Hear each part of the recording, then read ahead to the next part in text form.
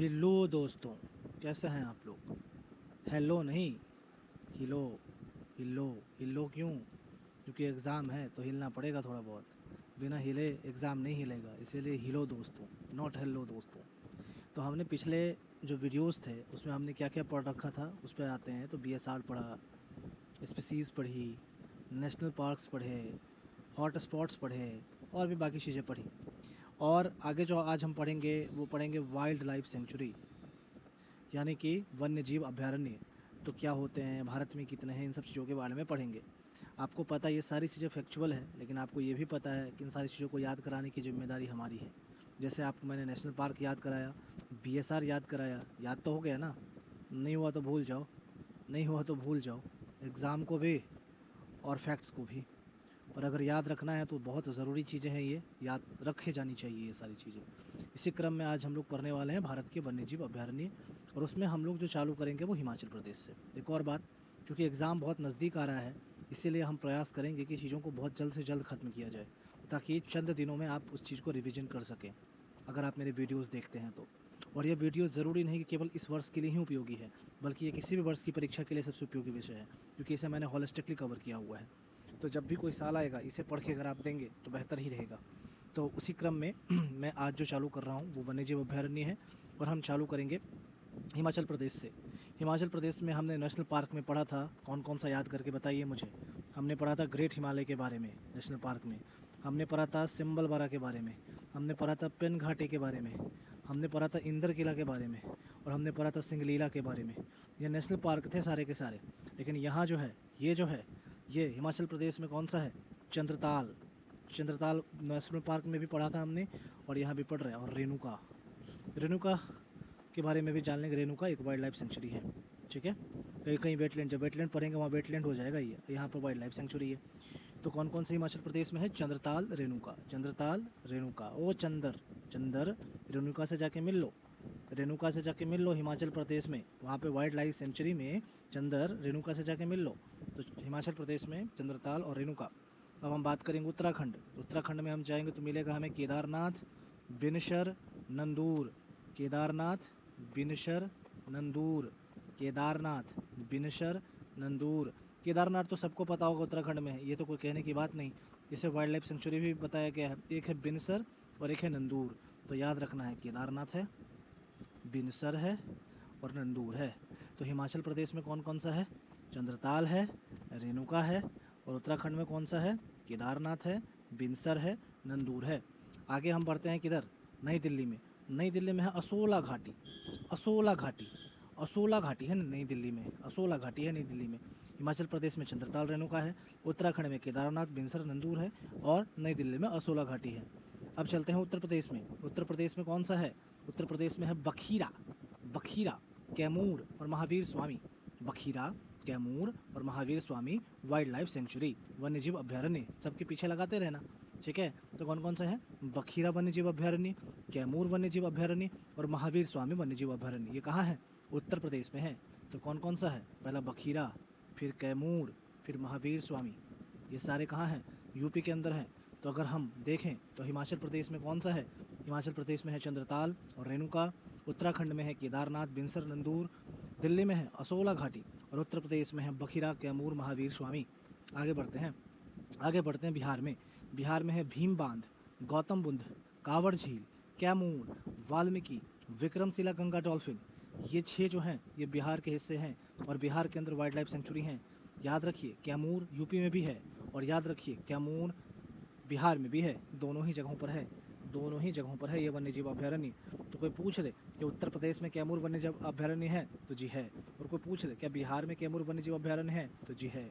और बिहार में इसके अलावा कौन कौन से हैं, भीम बांध है, गौतम बुद्ध है, कांवड़ झील है, कैमूर है, वाल्मीकि है, विक्रमशिला गंगा डॉल्फिन है, विक्रमशिला गंगा डॉल्फिन है, विक्रमशिला गंगा डॉल्फिन है, विक्रमशिला गंगा डॉल्फिन है। ये वाइल्ड लाइफ सेंचुरी है, भीम बांध, गौतम बुद्ध। तो कौन कौन से हैं, भीम बांध, गौतम बुद्ध, कांवड़ झील, कैमूर, वाल्मीकि, विक्रमशिला, विक्रमशिला, विक्रमशिला, विक्रमशिला।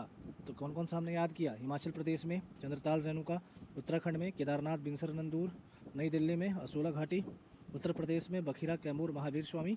बिहार में भीमबांध, गौतम बुद्ध, कांवड़ झील, कैमूर, वाल्मीकि, विक्रमशिला, गंगा डॉल्फिन।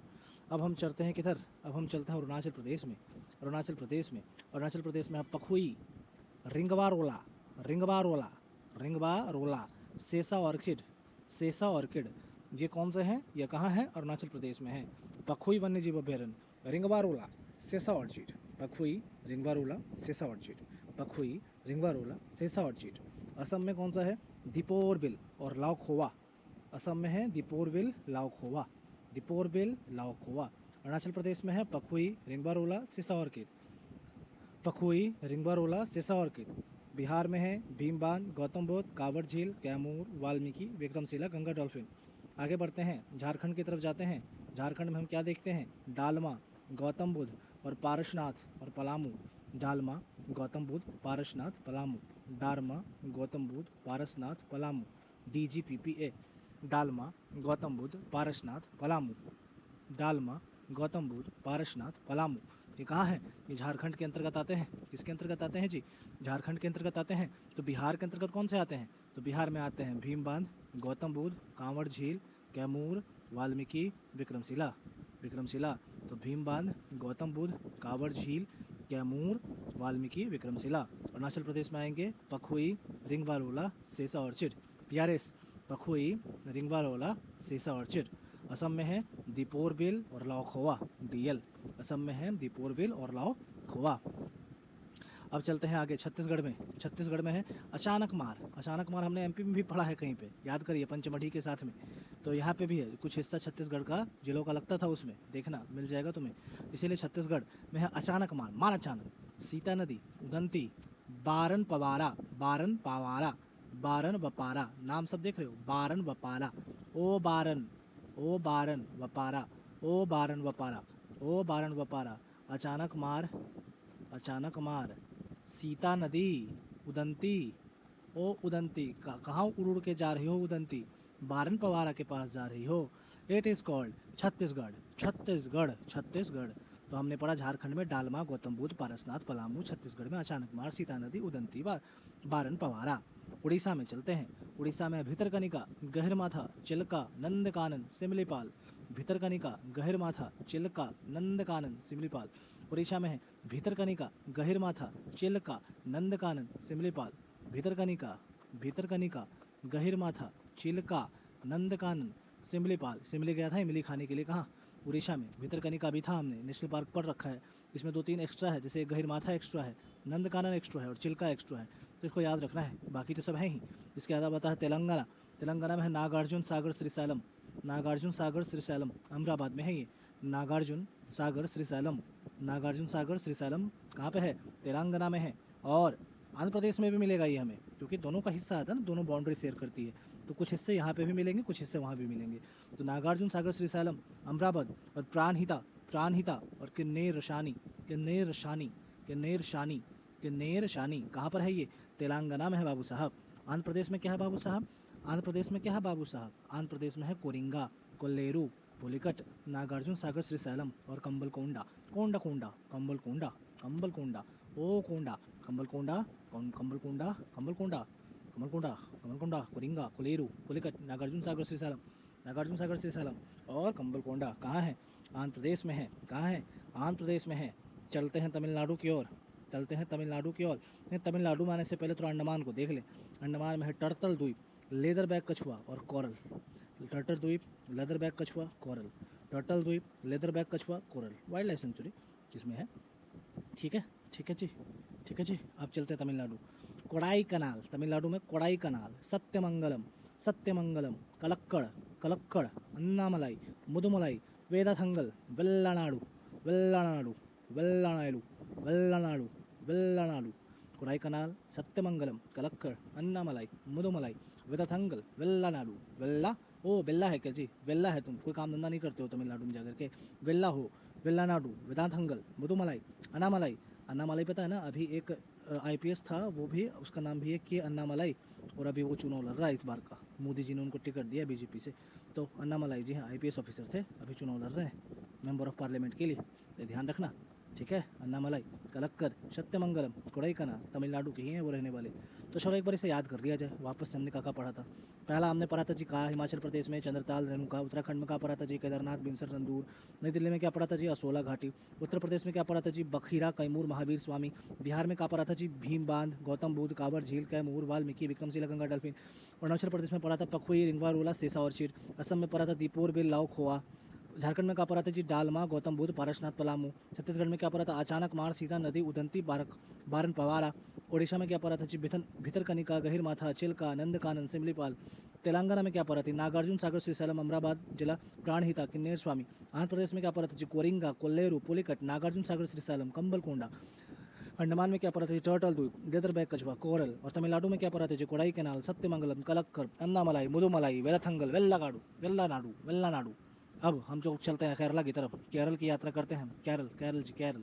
केरल में है इवुस्की, इवुस्की है, इवुक्की, इवुक्की है नाम इसका, इवुक्की, इवुक्की, इवुक्की, इवुक्की, पराम्बिकुलम, मालाबार, पेरियार, वायनाड, वेम्बनाड, वेम्बनाड। कौन कौन सा है, पहला है Vembanad, Vembanad wild life sanctuary, Wayanad wild life sanctuary, Periyar wild life sanctuary. अच्छा, इसमें से आपको याद है ना, पेरियार का नाम आप कभी सुन चुके हो, कहाँ सुने हो, याद कर लेना, कहाँ सुने हो, जहाँ भी सुने हो ना याद कर लेना, मैं नहीं बताऊँगा, मैं थक गया हूँ बताते बताते। इवुक्की, पराम्बिकुलम, पराम्बिकुलम भी कहीं सुना हुआ है, मालाबार, पेरियार, वायनाड, वेम्बनाड, वेम्बनाड, वेम्बनाड, वेम्बनाड, पेरियार, वायनाड। अब चलते हैं कर्नाटका में। कर्नाटक में डांडेली, घाट प्रभा, चिंचोली, ताल कावेरी। कर्नाटक में है डांडेली, घाट प्रभा, चिंचोली, ताल कावेरी। ताल कावेरी, चिंचोली, घाट प्रभा, डांडेली कर्नाटका में है। गोवा में है भगवान महावीर मोल्लेम, भगवान महावीर मोल्लेम। कहीं और भी सुना है हमने, शायद नेशनल पार्कों में कहीं सुना है इसके बारे में, भगवान महावीर मोल्लेम। और महाराष्ट्र में जब जाएंगे तो महाराष्ट्र में मिलेगा कौन सा, मेलघाट, फनसर, बोर, नागजीरा, पेनगंगा, पेनगंगा, पेनगंगा, नागजीरा, बोर, फणसड, मेलघाट। कहाँ मिलेगा, महाराष्ट्र में मिलेगा। महाराष्ट्र में मिलेगा मेलघाट, फणसड, बोर, नागजीरा, पेनगंगा। और गोवा में मिलेगा भगवान महावीर मोल्लेम। कर्नाटका में मिलेगा डांडेली, घाटप्रभा, चिंचोली, ताल कावेरी। केरल में मिलेगा इवुक्के, पराम्बिकुलम, मलाबार, पेरियार, वायनाड, वेम्बनाड। महाराष्ट्र में मिलेगा मेलघाट, फनसड, बोर, नागजीरा, पेनगंगा। अब जो हम लोग चलने वाले हैं, चलते हैं कहाँ पर चलें, चलो मध्य प्रदेश में चल लो। मध्य प्रदेश में नवरादेही, पन्ना, बोरी, गांधी सागर, चंबल, रातापानी, रातापानी, रातपानी, रातापानी, रातापानी, रातापानी, चोम्बोर। ओ गांधी सागर, बोरी, नवरादेही, पन्ना। किधर है जी, मध्य प्रदेश में है। किधर है जी, किधर है जी तुम, मध्य प्रदेश में है। गुजरात में है गिर, गुजरात में जाके गिर जाओ, गिर। नल सरोवर, पूर्णा, पूर्णा, पूर्णा। शंकराचार्य जो है उनका जन्म यहीं आसपास कहीं हुआ था, यहाँ मतलब गुजरात में नहीं हुआ था, इधर हुआ था, तमिलनाडु में कोई एक पूर्णा नदी बहती है उधर उस साइड में हुआ था। ये देखो वहाँ भी पूर्णा नदी, यहाँ भी पूर्णा नदी है, ठीक है। तो पूर्णा नदी, पूर्णा, पूर्णा जी, पूर्णा, यहाँ वाइल्ड लाइफ सेंचुरी है, वहाँ नदी था। तो गुजरात में है पूर्णा। गिर, गिर फॉर गुजरात, गी फॉर गिर, गी फॉर गी, गौ फॉर गुजरात, गौ फॉर गिर। फिर नल सरोवर, नल सरोवर। अब आते हैं राजस्थान में।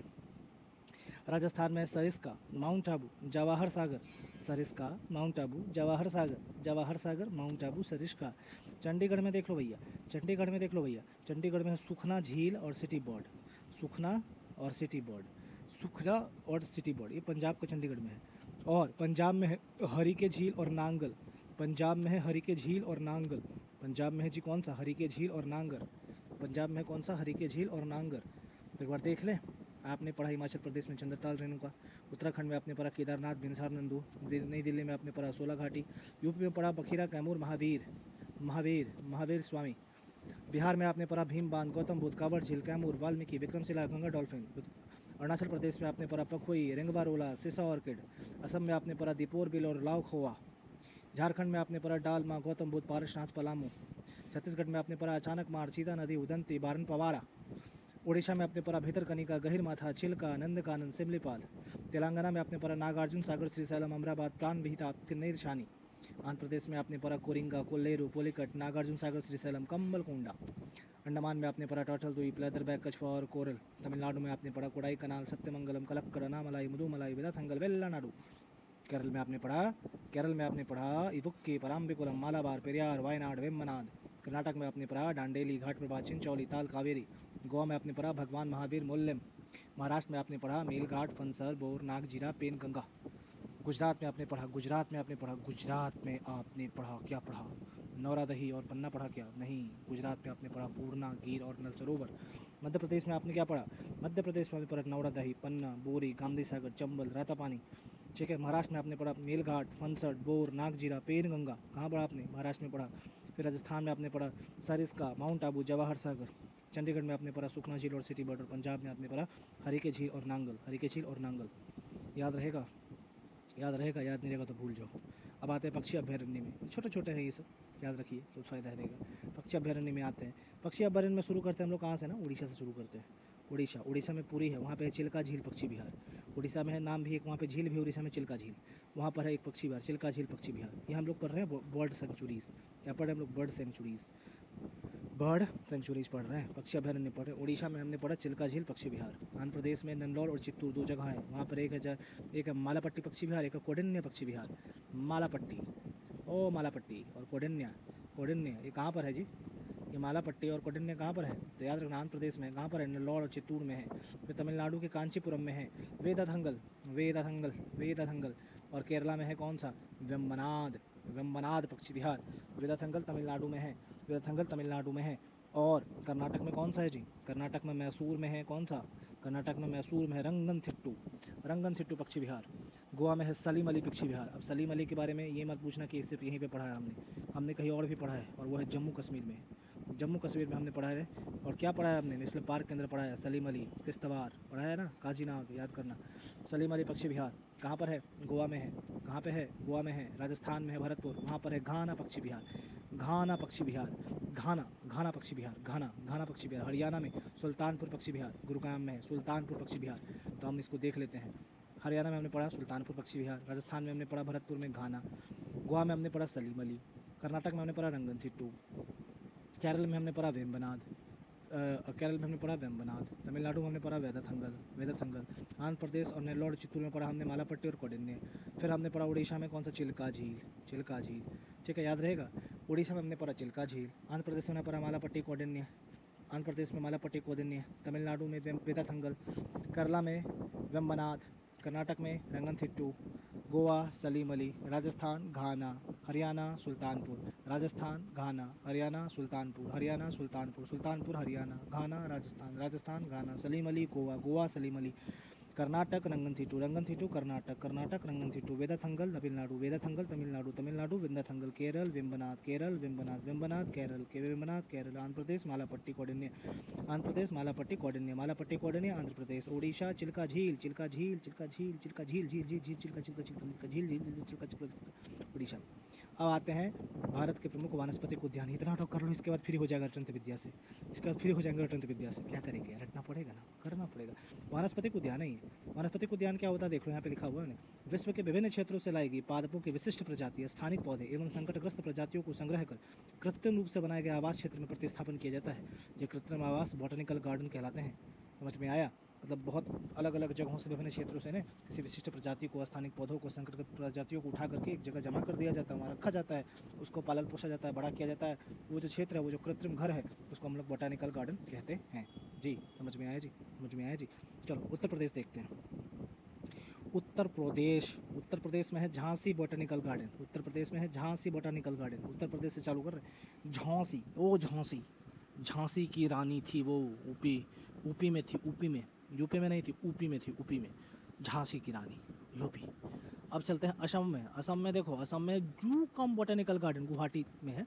असम में गुवाहाटी जिले में है जूकम, जूकम, जूकम, बालों में जूकम, जूकम असम, असम, असम जूकम, असम, असम, असम जूकम, जूकम असम, जूकम असम, असम जूकम, जूकम, जूकम, जूकम, जूकम असम।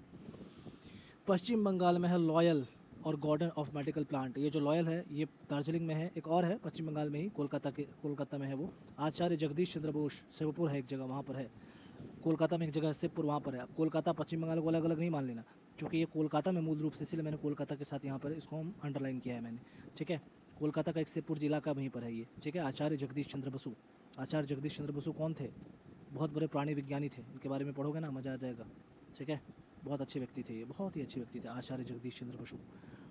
अब यहाँ पर असम में है जूकम बॉटनिकल गार्डन, पश्चिम बंगाल में है लॉयल बॉटनिकल गार्डन, पश्चिम बंगाल में है loyal botanical garden of medical plant भी यहीं पर है। कोलकाता में आचार्य जगदीश चंद्र बोस, या पश्चिम बंगाल में जगदीश चंद्र बोस, शिवपुर में जगदीश चंद्र बोस, तीनों जगह में से कहीं भी बोलो है। और एक है agro horticulture society of India Alipur में है। ये agro horticulture society of India Alipur में है। भूल जाओ, इतना याद रखने की जरूरत नहीं, सिर्फ इतना याद रखो ना, आचार्य जगदीश चंद्र बोस कहाँ है, लॉयल कहाँ है, बस ये 2 चीज़ याद रखना है बस तुम्हें, बस इतना याद रखना है तुम्हें, बस इतना याद रखना है तुम्हें, ठीक है। इधर आ जाते हैं आप तमिलनाडु में। तमिलनाडु में 2 है, एक तो चेन्नई में है, उसका नाम है सेमोजी पोंगा, और वहीं पर तमिलनाडु में है गवर्नमेंट बॉटेनिकल गार्डन, और यहाँ पे सेमोजी पोंगा चेन्नई में। केरला में है JNU tropical garden, JNU Kerala में है, JNU केरला में है। कर्नाटका में है कौन सा, regional Museum of Natural history Mysore में है। कर्नाटक में एक जगह क्षेत्र है मैसूर, वहाँ पर है regional Museum of Natural history. Maharashtra में है एक्सप्रेस गार्डन पुणे, महाराष्ट्र में है कौन सा, एक्सप्रेस गार्डन पुणे, याद रहेगा, चलो याद करते हैं। उत्तर प्रदेश में हमने बताया झांसी, असम में हमने बताया जूकम, पश्चिम बंगाल में बताया loyal garden, Acharya Jagdish, agro horticulture society of India. Tamil Nadu में हमने बताया कौन सा, सेमोशी पूंगा और गवर्नमेंट बॉटनिकल गार्डन। केरला में बताया JNU ट्रॉपिकल बैकग्राउंड नहीं, botanical garden, BG4 botanical garden. और तमिलनाडु में है सेमोजी पोंगा गवर्नमेंट बॉटनिकल गार्डन। कर्नाटका में है कौन सा, कर्नाटका में है 2, एक regional Museum of Natural history, एक है Curzon park Mysore. Karjan park देखो अभी तक अंग्रेजों का नाम चला रहे हैं ये लोग, फाड़ देंगे इसको जाकर के, हम फाड़ देंगे करजन पार्क को, फाड़ देंगे करजन को फाड़ देंगे, करजन तो ऊपर चला गया ना अभी तक, लॉर्ड करजन ऊपर चला गया, कहाँ फाड़ेंगे हम। तो कर्नाटक है Curzon Park Regional Museum of Natural History. इसके बाद महाराष्ट्र एक्सप्रेस से एक्सप्रेस गार्डन पकड़ो। अब चलिए आगे चलते हैं, ये तो हो गया, ये फैक्ट रटैया चीज़ खत्म हो गया, अब देखिए क्वेश्चन है 2014 का, ये क्या क्वेश्चन है, निम्नलिखित पर विचार कीजिए, चमगादड़, भालू, कृंतक, उपरोक्त में से किस प्रकार के जंतु में शीत निष्क्रियता की परिघटना का परीक्षण किया जा सकता है। आंसर तक पहुंचना इंपॉर्टेंट नहीं है, आंसर तक पहुंचना हमारा उद्देश्य भी नहीं है और वो महत्व भी नहीं रखता है। एक तो क्वेश्चन की प्रकृति क्या है वो देखेंगे, और दूसरा जब तक हमें ये पता नहीं हो कि शीत निष्क्रियता क्या होती है, जब तक हमें ये पता ना हो ग्रीष्म निष्क्रियता क्या होती है, तब तक हम इसका उत्तर देने में सक्षम नहीं हो पाएंगे। इसलिए हम सबसे पहले जानते हैं कि शीत निष्क्रियता होती क्या है आखिर। तो देख लीजिए, शीत निष्क्रियता यानी कि हाइबरनेशन। अत्यधिक ठंडे या शुष्क वातावरण में जो प्राणी माइग्रेट करने में अक्षम होते हैं वे शारीरिक रूप से निष्क्रिय अवस्था में चले जाते हैं। शीतकाल को सुस्तावस्था में बिताना ही शीत निष्क्रियता कहलाती है। उदाहरण चमगादड़, कंगारू, रोडेंट, भालू। अब इतना सामान्य हिंदी अगर नहीं समझे तो क्या ही समझेंगे। सिंपल सा बात ये कह रहा है कि जब बहुत ठंडा समय होता है, जब अत्यधिक ठंडा वातावरण होता है, तो जो प्राणी उस ठंडे वातावरण में अपने आप को वहाँ से भगा नहीं पाता है, माइग्रेट नहीं कर पाता है, वो शारीरिक रूप से क्या होता है, एक निष्क्रिय अवस्था में चला जाता है, डिएक्टिव मोड में चला जाता है, एकदम सुसुप्त अवस्था में कहीं कोने में जाकर छिप जाता है ठंड से बचने के लिए। तो वो जो स्थिति होती है ना, वो शीत निष्क्रियता कहलाती है। उसमें उदाहरण है चमगादड़, कंगारू, रोडेंट, भालू। उसके ही उल्टा है एस्टिवेशन, एक हाइबरनेशन शीत निष्क्रियता, और एस्टिवेशन ग्रीष्म निष्क्रियता। इसमें क्या है, शुष्क या गर्म अवधि को निष्क्रिय अवस्था में बिताना। जो गर्म अवधि वाले जानवर होते हैं, जो हाइबरनेट नहीं कर पाते हैं, वो क्या होते हैं, गर्म जब भी अवधि आती है, गर्म वातावरण आता है, वो अपने आप को छुपा लेते हैं किसी जगहों पे जाकर जहाँ ठंडा क्षेत्र होता है। तो वैसे क्षेत्रों में जहाँ पर गर्म क्षेत्रों में ही अपने लिए व्यवस्था कर लेते हैं, सुसुप्त अवस्था में पहुँच जाते हैं, वो है ग्रीष्म निष्क्रियता, एस्टिवेशन। उदाहरण के लिए उत्तरी अमेरिका का मरुस्थलीय कछुआ है, मगरमच्छ है, सैलामेंडर है, गिरगिट है, घोंघा है, केचुआ है, मधुमक्खी है। अब यहाँ पर ये 3-4 चीज़ें बहुत इंपॉर्टेंट है जानना। पहला, फर्न क्या होता है। फर्न जो है वो एक प्रकार का पौधा होता है जो वनस्पति जगत का हिस्सा है। पहले तो ये समझ लो फर्न क्या है, एक पौधा। को बोल देगा फर्न क्या है, जानवर है क्या, तो बोलना नहीं भैया जानवर नहीं है, फौना है मतलब वनस्पति है, ठीक है, एक पौधा है। और जंगली और जलवायु तंत्र में मिलता भी है ये जंगलों में मिलता है, जलवायु तंत्र में मिलता है। ये पौधे प्राकृतिक रूप से वृद्धि करते हैं और आमतौर पर जंगली क्षेत्रों में पाए जाते हैं, या आमतौर पर वनों, नाले, उपनदियों में पाए जाते हैं और पर्यावरण के संतुलन में महत्वपूर्ण भूमिका निभाते हैं फर्न। फिर आता है लाइकेन एक एकल जीव नहीं है, बल्कि कवक और साइनोबैक्टीरियम या शैवाल जैसे विभिन्न जीवों के बीच सहजीवन है। शैवाल से अलग होने के तथ्य के बावजूद साइनोबैक्टीरिया को नीले हरे शैवाल के रूप में भी जाना जाता है। अब कवक वाले, ध्यान से सुनना, कितना सुंदर बात बोला है। कह रहा है अब यहाँ पर कि कवक वाले भाग को माइक्रोबायंट और गैर कवक वाले भाग को फोटोबायंट कहा जाता है, जिसमें क्लोरोफिल होता है। तो किसमें क्लोरोफिल होता है, फोटोबायंट में। जो गैर कवक वाला भाग है उसमें क्या होता है, क्लोरोफिल होता है। कई लाइकेन भागीदारों में से एक फोटोबायंट और एक माइक्रोबायंट शामिल होता है, जो कि सार्वभौमिक नहीं होता और एक से अधिक फोटोबायंट पार्टनर वाले लाइकेन्स होते हैं। ऐसा देखा जाता है कि कवक साझेदार तंतुमय कोशिकाओं से बने होते हैं और प्रत्येक तंतु को हाइफा के रूप से जाना जाता है। सबका नाम बस याद रखो। पहला है माइक्रोबायंट, फिर कौन सा है, फोटोबायंट, ठीक है, और क्या नाम मैंने कहीं पे पढ़ा था, हाइफा। ये सब अगर कहीं शब्द आ जाए तो समझ लेना ये लाइकेन से जुड़ा हुआ है। कि किससे जुड़ा हुआ है, लाइकेन से जुड़ा हुआ है या कवक से जुड़ा हुआ है। ऐसा देखा जाता है ये कवक साझेदार तंतु में कोशिकाओं से बना होता है और प्रत्येक तंतु का हाइफा के रूप में अलग अलग जाना जाता है। ये हाइफे शाखाबद्ध हो सकते हैं लेकिन निरंतर दूरी बनाए रखते हैं और विस्तार से बढ़ते हैं। फोटोबायोंट में फिलामेंट संरचना वाले कुछ लाइकेन होते हैं जबकि अन्य में अधिक या कम कोशिकाओं की श्रृंखलाएं होती हैं। अब इतना लंबा पढ़ना हो तो तुम तो पढ़ ही लोगे, लेकिन यहाँ पे जो सबसे इंपॉर्टेंट चीज़ है वो ये है, लाइकेन कहाँ पाए जाते हैं। तो लाइकेन पृथ्वी की सतह के लगभग 6 से 8% हिस्से को कवर करते हैं, याद रखना, और विभिन्न पर्यावरणीय परिस्थितियों में पाए जाते हैं। ऐसा नहीं किसी एक क्षेत्र में, विभिन्न पर्यावरणीय स्थितियों में पाए जा सकते हैं। ये उच्च अल्पाइन ऊंचाई से लेकर निम्न समुद्र स्तर तक पाए जाते हैं। लाइकेन पेड़ों की छाल, काई, चट्टानों, छतों, पत्तियों, अन्य लाइकेन पर भी प्रचुर मात्रा में उगते हैं। लाइकेन का उपयोग क्या है, लाइकेन रंग द्रव्य और अन्य माध्यमिक यौगिकों का उत्पादन करते हैं जिनका उपयोग रंगों के रूप में किया जा सकता है। कुछ हिस्सों में इनका उपयोग व्यंजनों के रूप में और पारंपरिक चिकित्सा में भी किया जाता है। कुछ लाइकेन पॉलिएस्टर, रेजिन और सीसा और तांबे जैसे प्रदूषकों को भी खराब कर सकते हैं। लाइकेन पर्यावरणीय तनाव पर कैसे प्रतिक्रिया करते हैं। लाइकेन विभिन्न प्रकार के पर्यावरणीय परिस्थितियों में उगते हैं लेकिन वे सल्फर और नाइट्रोजन जैसे वायुमंडलीय प्रदूषकों के प्रति संवेदनशील हैं। किस किस के प्रति, नाइट्रोजन और सल्फर जैसे पर्यावरण प्रदूषक N+S के प्रति क्या है, संवेदनशील है।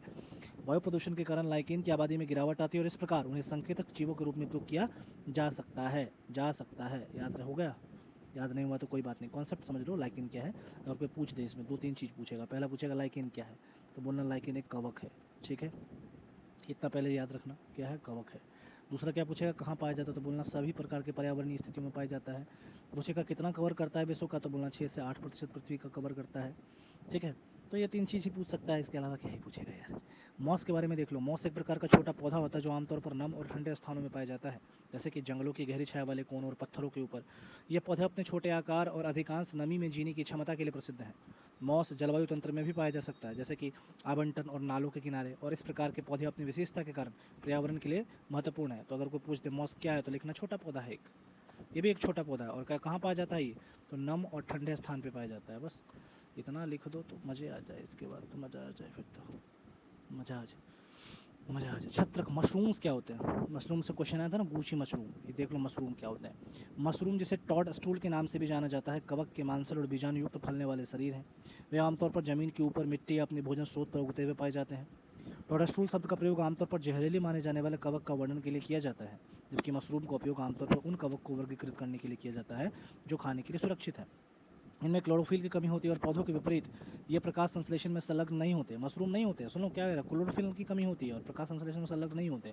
इसके बजाय वे कार्बनिक पदार्थों के अपघटन के माध्यम से पौधों के साथ सहजीवी संबंध बनाकर विशेष रूप से माइकोरिजल कवक के साथ माध्यम से पोषक तत्व प्राप्त करते हैं। अब यहाँ पर पोषण प्रोफाइल बता रहा है तो ये पढ़ लेना भाई। विटामिन बी का स्रोत है, हृदय रोगी, कैंसर, अल्जाइमर जैसे बीमारियों से बचाता है, ये सब इसमें। औषधीय गुण भी इसके अंदर होता है, ये भी देख लेना। फिर कुछ रोचक तथ्य, कुछ मशरूम अंधेरे में चमक सकते हैं, इस घटना को बायोल्यूमिनेंस कहा जाता है। प्रतिक्रिया के कारण होता है जो प्रकाश उत्पन्न करता है, ऐसे प्रतिक्रिया होता है, तो अंधेरे में भी कुछ मशरूम चमक जाते हैं, बायोल्यूमिनेंस। पृथ्वी पर सबसे बड़ा जीवित जीव एक कवक है, या ओरेगोन में एक शहद कवक है जो कि 2200 एकड़ से अधिक क्षेत्र को कवर करता है। दुनिया भर में कवक की अनुमानित 3.8 मिलियन प्रजातियां, लेकिन इनमें से केवल एक छोटे से हिस्से की पहचान और वर्गीकरण किया गया है। मशरूम मृत कार्बनिक पदार्थों को तोड़कर पारिस्थितिकी तंत्र में एक आवश्यक भूमिका निभाते हैं। अपघटन की यह प्रक्रिया पोषक तत्वों को वापस मिट्टी में पुनर्चक्रित करने में मदद करती है। इसके बाद ये देख लो फिल्टर फीडर क्या होते हैं, प्रमुख जैव निश्चितक भोजी क्या होते हैं। तो कुछ महत्वपूर्ण फिल्टर फीडर हैं। फिल्टर फीडर क्या होते हैं, तो यहाँ पे मैंने उसके बारे में लिखा है कि filter feeder can be sessile, planktonic, nektonic and some extent animals feeding are clams, krill, sponges, baleen, whales and many fish. Some birds such as flamingos and certain species of duck are also filter feeders. तो ये जो कहना चाह रहा है ना, ये जो कहना चाह रहा है ना, जिसमें कि ये प्लैंकटोनिक और नेक्टोनिक वगैरह के शब्द का प्रयोग कर रहा है, तो हम जब इसको पढ़ेंगे ना, कहाँ पढ़ेंगे इसको, हम लोग जल तंत्र में पढ़ेंगे, जल तंत्र या जल प्रदूषण में पढ़ेंगे, तब तुम्हें ये चीज़ खुद ब खुद समझ में आ जाएगा। बहरहाल अभी ये कौन कौन से इतना याद रख लो। बेलिन वेल्स है एक, मसल्स हैं, ऑयस्टर्स, स्पंज है, क्लैम्स है। ये कुछ ऐसे हैं जो कि क्या है, फिल्टर फीडर है, फिल्टर फीडर है, फिल्टर फीडर हैं, फिल्टर फीडर हैं, जैव निश्चिंदक भोजी हैं। नींद आ जाता है यार हमको। आगे देखते हैं। निम्नलिखित में से कौन सा एक भारत का राष्ट्रीय जलीय जीव है, तो कोई भी बता देगा कि गंगा डॉल्फिन है, लेकिन लेकिन लेकिन लेकिन लेकिन ये जलीय जीव जो है ना, ये PT 365 का जो स्पीसीज वाला भाग है उसको पढ़ देना, करंट से क्वेश्चन आएगा तो सही रहेगा। फिर आओ पर्यावरण, पारिस्थितिकी एवं पारितंत्र के अंदर। अब यहाँ पे क्वेश्चन पहले देख लो कि निम्नलिखित में से कौन सा एक पारितंत्र शब्द का सर्वोत्कृष्ट वर्णन करता है। अब इसमें 4 ऑप्शन दिए हैं कि एक दूसरे से अन्योन्य क्रिया करने वाले जीवों का एक समुदाय, पृथ्वी का वह भाग जो सजीव जीवों द्वारा आवासित है, फिर जीवों का समुदाय, साथ ही वह पर्यावरण जिसमें वे रहते हैं, किसी भौगोलिक क्षेत्र के वनस्पति जात और प्राणी जात। तो ये देखो जैसा कि पारितंत्र ना, इसकी एक परिभाषा पूछ रहा है, पारितंत्र की परिभाषा क्या है यूपीएससी। तो आज पारितंत्र का पूछा, कल किसी और मतलब शब्द का परिभाषा पूछ लेगा, किसी और शब्द के बारे में जान लेगा, डेफिनेशन दे देगा, यहाँ पे बोल देगा बताओ पारिस्थितिक अनुक्रमण के बारे में क्या होता है वो। तो इसीलिए सारे शब्दों को जान जाते हैं तो अच्छा रहेगा हमारे लिए भी और यूपीएससी के लिए दृष्टिकोण से भी। तो पहले जान लो आवास क्या होता है। वह स्थान जहाँ जीव निवास करते हैं, अर्थात वह स्थान जहाँ संपूर्ण जैविक समुदाय निवास करता है, वह आवास कहलाते हैं। जैसे उदाहरण के लिए मान के चलो हम रहते हैं ऐसे समझ लो कि मान के चलो ये छोटा सा पृथ्वी है, इस पृथ्वी पर हम भी रहते हैं, मनुष्य भी रहते हैं, पशु भी रहते हैं, पौधे भी रहते हैं, छोटे छोटे कवक भी रहते हैं, बैक्टीरिया भी रहते हैं, ये सभी एक ही जगह पर रहते हैं। तो जहाँ एक साथ रह करके जब हम लोग जिंदा रहते हैं, जीवित रहते हैं ना यहाँ पर, उसे हम लोग कहते हैं कि हमारा आवास हैबिटेट है ये। दूसरा निकेत, एक प्रजाति को जीवित रहने के लिए जिन जैविक भौतिक या रासायनिक कारकों की जरूरत होती है उसे निकेत कहते हैं। मतलब कि कहने का मतलब ये है कि मान के चलो कोई भी प्रजाति, उसको जीवित रहने के लिए कुछ तो चाहिए होगा ना, उसको भोजन चाहिए होगा, उसको क्या चाहिए होंगे, उसको खाने के लिए मतलब पेड़ पौधे खा करके वो जीवित रहेंगे। तो हर एक व्यक्ति अपने ऊपर किसी न किसी चीज़ पर निर्भर है ना। इसी को 3 श्रृंखलाओं में विभाजित किया जाता है, प्राथमिक, द्वितीयक और तृतीयक श्रृंखलाओं में विभाजित किया जाता है। तो ये जो है वो आवास है। अब निकेत के बारे में जानते हैं। निकेत क्या होते हैं, तो निकेत के बारे में तो जान ही गए, क्या एक ही चीज़ को बार बार जानोगे क्या। निकेत, एक प्रजाति को जीवित रहने के लिए जिन जैविक भौतिक या रासायनिक कारकों की जरूरत होती है उसे निकेत कहते हैं। एक आवास में कई निकेत हो सकते हैं। अब तीसरी चीज़ जो हम बात करेंगे वो करेंगे प्रजाति विविधताओं के बारे में, स्पीसीज डाइवर्सिटी के बारे में। स्पीसीज डाइवर्सिटी वैसे तो 3 प्रकार की या 4 प्रकार के माने गए, 4 प्रकार के माने गए। पहला कौन कौन सा देख लो। पहला होता है की स्टोन प्रजाति। की स्टोन प्रजाति कौन होते हैं, वे प्रजाति होते हैं जो किसी समुदाय में प्रचुरता तथा जैव भार की अल्पता के बावजूद सामुदायिक अभिलक्षणों पर अपना प्रभाव दर्शाती हैं। अन्य प्रजातियों की अनुपातिक प्रचुरता को नियंत्रित करने में महत्वपूर्ण भूमिका निभाती है। उदाहरण के लिए अंजीर। कहने का मतलब ये है कि वैसा जीव, वैसी प्रजाति जो किसी समुदाय में बहुत कम है पर तब भी वो बहुत महत्वपूर्ण अपना महत्वपूर्ण स्थान रखती है, वैसे को हम की स्टोन प्रजाति कहते हैं। ठीक है, जैसे कि अंजीर वगैरह अल्पता में पाए जाते हैं पर सामुदायिक अभिलक्षणों पर अपना प्रभाव दर्शाते हैं। ठीक है, इसके बाद है फाउंडेशन प्रजाति, फाउंडेशन स्पीसीज। अन्य प्रजातियों के निर्माण व संरक्षण में महत्वपूर्ण भूमिका निभाती है। जैसे प्रवाल, किसी अन्य प्रजाति का निर्माण करने में, उसके संरक्षण करने में जो बहुत महत्वपूर्ण भूमिका निभाती है वो प्रवाल है। फिर होता है अम्ब्रेला प्रजाति, विस्तृत परास यानी कि वाइड रेंज वाली प्रजाति जिन पर अन्य प्रजातियां निर्भर करती हैं। कीस्टोन प्रजाति की तरह मैंने क्या बताया, जिन पर अन्य प्रजातियां निर्भर करती हैं, कीस्टोन भी थी और ये अम्ब्रेला प्रजाति, अम्ब्रेला स्पीसीज भी है। तो विस्तृत परास वाइड रेंज वाली प्रजाति जिन पर अन्य प्रजातियां निर्भर करती है वो कीस्टोन प्रजाति की तरह ही होती है। उदाहरण के लिए northern spotted owl, tiger, grizzly bear, ये सब। फिर संकेतक प्रजाति, इंडिकेटर स्पीसीज, किसी एक पौधे या जंतु की वैसी प्रजाति जो पर्यावरण के लिए बहुत संवेदनशील होती है। उदाहरण जल प्रदूषण ज्ञात करने के लिए मछली एक संकेतक प्रजाति है। मतलब कि कभी कुछ दुर्घटना होने वाली रहेगी ना तो इससे प्रजाति ना पहले ही कुछ ऐसा संकेत देती है, ऐसे सिम्टम्स दिखाती है जिससे आपको पता चल जाएगा कि कुछ ना कुछ समस्या हुई है। इसके बाद हम चलते हैं संक्रमिका में। आवास देख लिया, प्रजाति विविधता देख ली, अब हम देखते हैं कौन सा, संक्रमिका को। किसको देखेंगे अब हम, संक्रमिका को देखेंगे। किसको देखेंगे अब हम, संक्रमिका को देखेंगे। इकोटोन, दो या उससे अधिक विविध समुदायों के मध्य संक्रमण क्षेत्र, दो या उससे अधिक विविध समुदायों के बीच जो संक्रमण क्षेत्र, बीच का क्षेत्र होता है उसको हम संक्रमिका कहते हैं। बीच का क्षेत्र, एक समुदाय, ये जो बीच का क्षेत्र है वो संक्रमिका। उदाहरण के लिए घास स्थल तथा वन क्षेत्र। इकोटोन क्षेत्र में दोनों क्षेत्र की विशेषताएं होती है। इकोटोन क्षेत्र में दोनों क्षेत्र की, कुछ इस क्षेत्र की विशेषताएं भी होंगी, कुछ इस क्षेत्र की विशेषताएं भी होंगी इस जगह पर। इकोटोन बहुत छोटे क्षेत्र से लेकर बहुत विशाल क्षेत्र तक फैला हो सकता है। फिर हम बात करेंगे कोर प्रभाव के बारे में। तो जहाँ दो पारितंत्र आपस में मिलते हैं वहाँ विशाल विविधता पाई जाती है। इस कोर प्रभाव में जहाँ दो क्षेत्र परस्पर मिलते हैं वहाँ दोनों क्षेत्रों की प्रजातियाँ पाई जाती है। वही बात कह रहा है कि जैसे कि एक परितंत्र, ये एक पारितंत्र है और ये एक पारितंत्र है, दोनों जहाँ पर ऐड हुआ, जो मान लो यहाँ पे इस जगह पर मिला, तो यहाँ पर तो बहुत तरह की प्रजातियाँ पाई जाएंगी ना, इधर का भी आएगा इधर का भी आएगा, सब लोग यहीं आएगा, प्रजाति पेड़ पौधे सभी। तो ये जो क्षेत्र होता है ना, ये कोर प्रभाव दिखाता है, एज इफेक्ट दिखाता है। ठीक है जी। उदाहरण नदी तट के किनारे घास का मैदान होता है, जहाँ पर्वत एवं घाटी मिलती है, जहाँ एस्चुरी समुद्र में मिलती है, ये सारी चीज़ें हैं। अब पारिस्थितिक कर्मता क्या होता है वो जान लो। पारिस्थितिक कर्मता यानी इकोलॉजिकल नीचे, प्रतिपादन इसका जोसेफ क्रीनल ने 1917 में किया। किसी खास प्रजाति की उसके पर्यावरण में कार्यात्मक भूमिका तथा स्थिति को प्रदर्शित करता है। पारिस्थितिक कर्मता, निकेत और पारिस्थितिकी तंत्र, ये क्या है पता है, ये क्या है पता है। जब आपका निकेत में वृद्धि होगी तो पारिस्थितिकी तंत्र में भी वृद्धि होगी। जब आपके निकेत में वृद्धि होगी तो पारिस्थितिकी तंत्र में भी वृद्धि होगी। ये उस बात का संकेतक है पारिस्थितिक कर्मता। और क्या है ये? किसी खास प्रजाति की उसके पर्यावरण में क्या भूमिका है, उसकी कार्यात्मक भूमिका क्या है, उसकी स्थिति को बताता है ये। पारिस्थितिक निकेत के को प्रभावित करने वाले कारक कौन कौन से हैं? तो संख्या का घनत्व, प्रजाति का क्षेत्र, भोजन आहार की आवृत्ति कैसी है, स्थान की ऊंचाई कितनी है, मृदा की उर्वरता कैसी है, ये सब जो है किसी भी पारिस्थितिक निकेत को प्रभावित करते हैं। पारिस्थितिकी तंत्र से संबंधित कुछ नियम समझ लो। पहला, संपूर्ण जैव मंडल का एक जटिल पारिस्थितिकी तंत्र है। पारिस्थितिकी तंत्र का एक महत्वपूर्ण नियम एक रूपतावाद है, अर्थात भौतिक और जैविक प्रक्रम आज भी वही है जो कभी अतीत में थे और भविष्य में भी वही रहेंगे जो वर्तमान में है।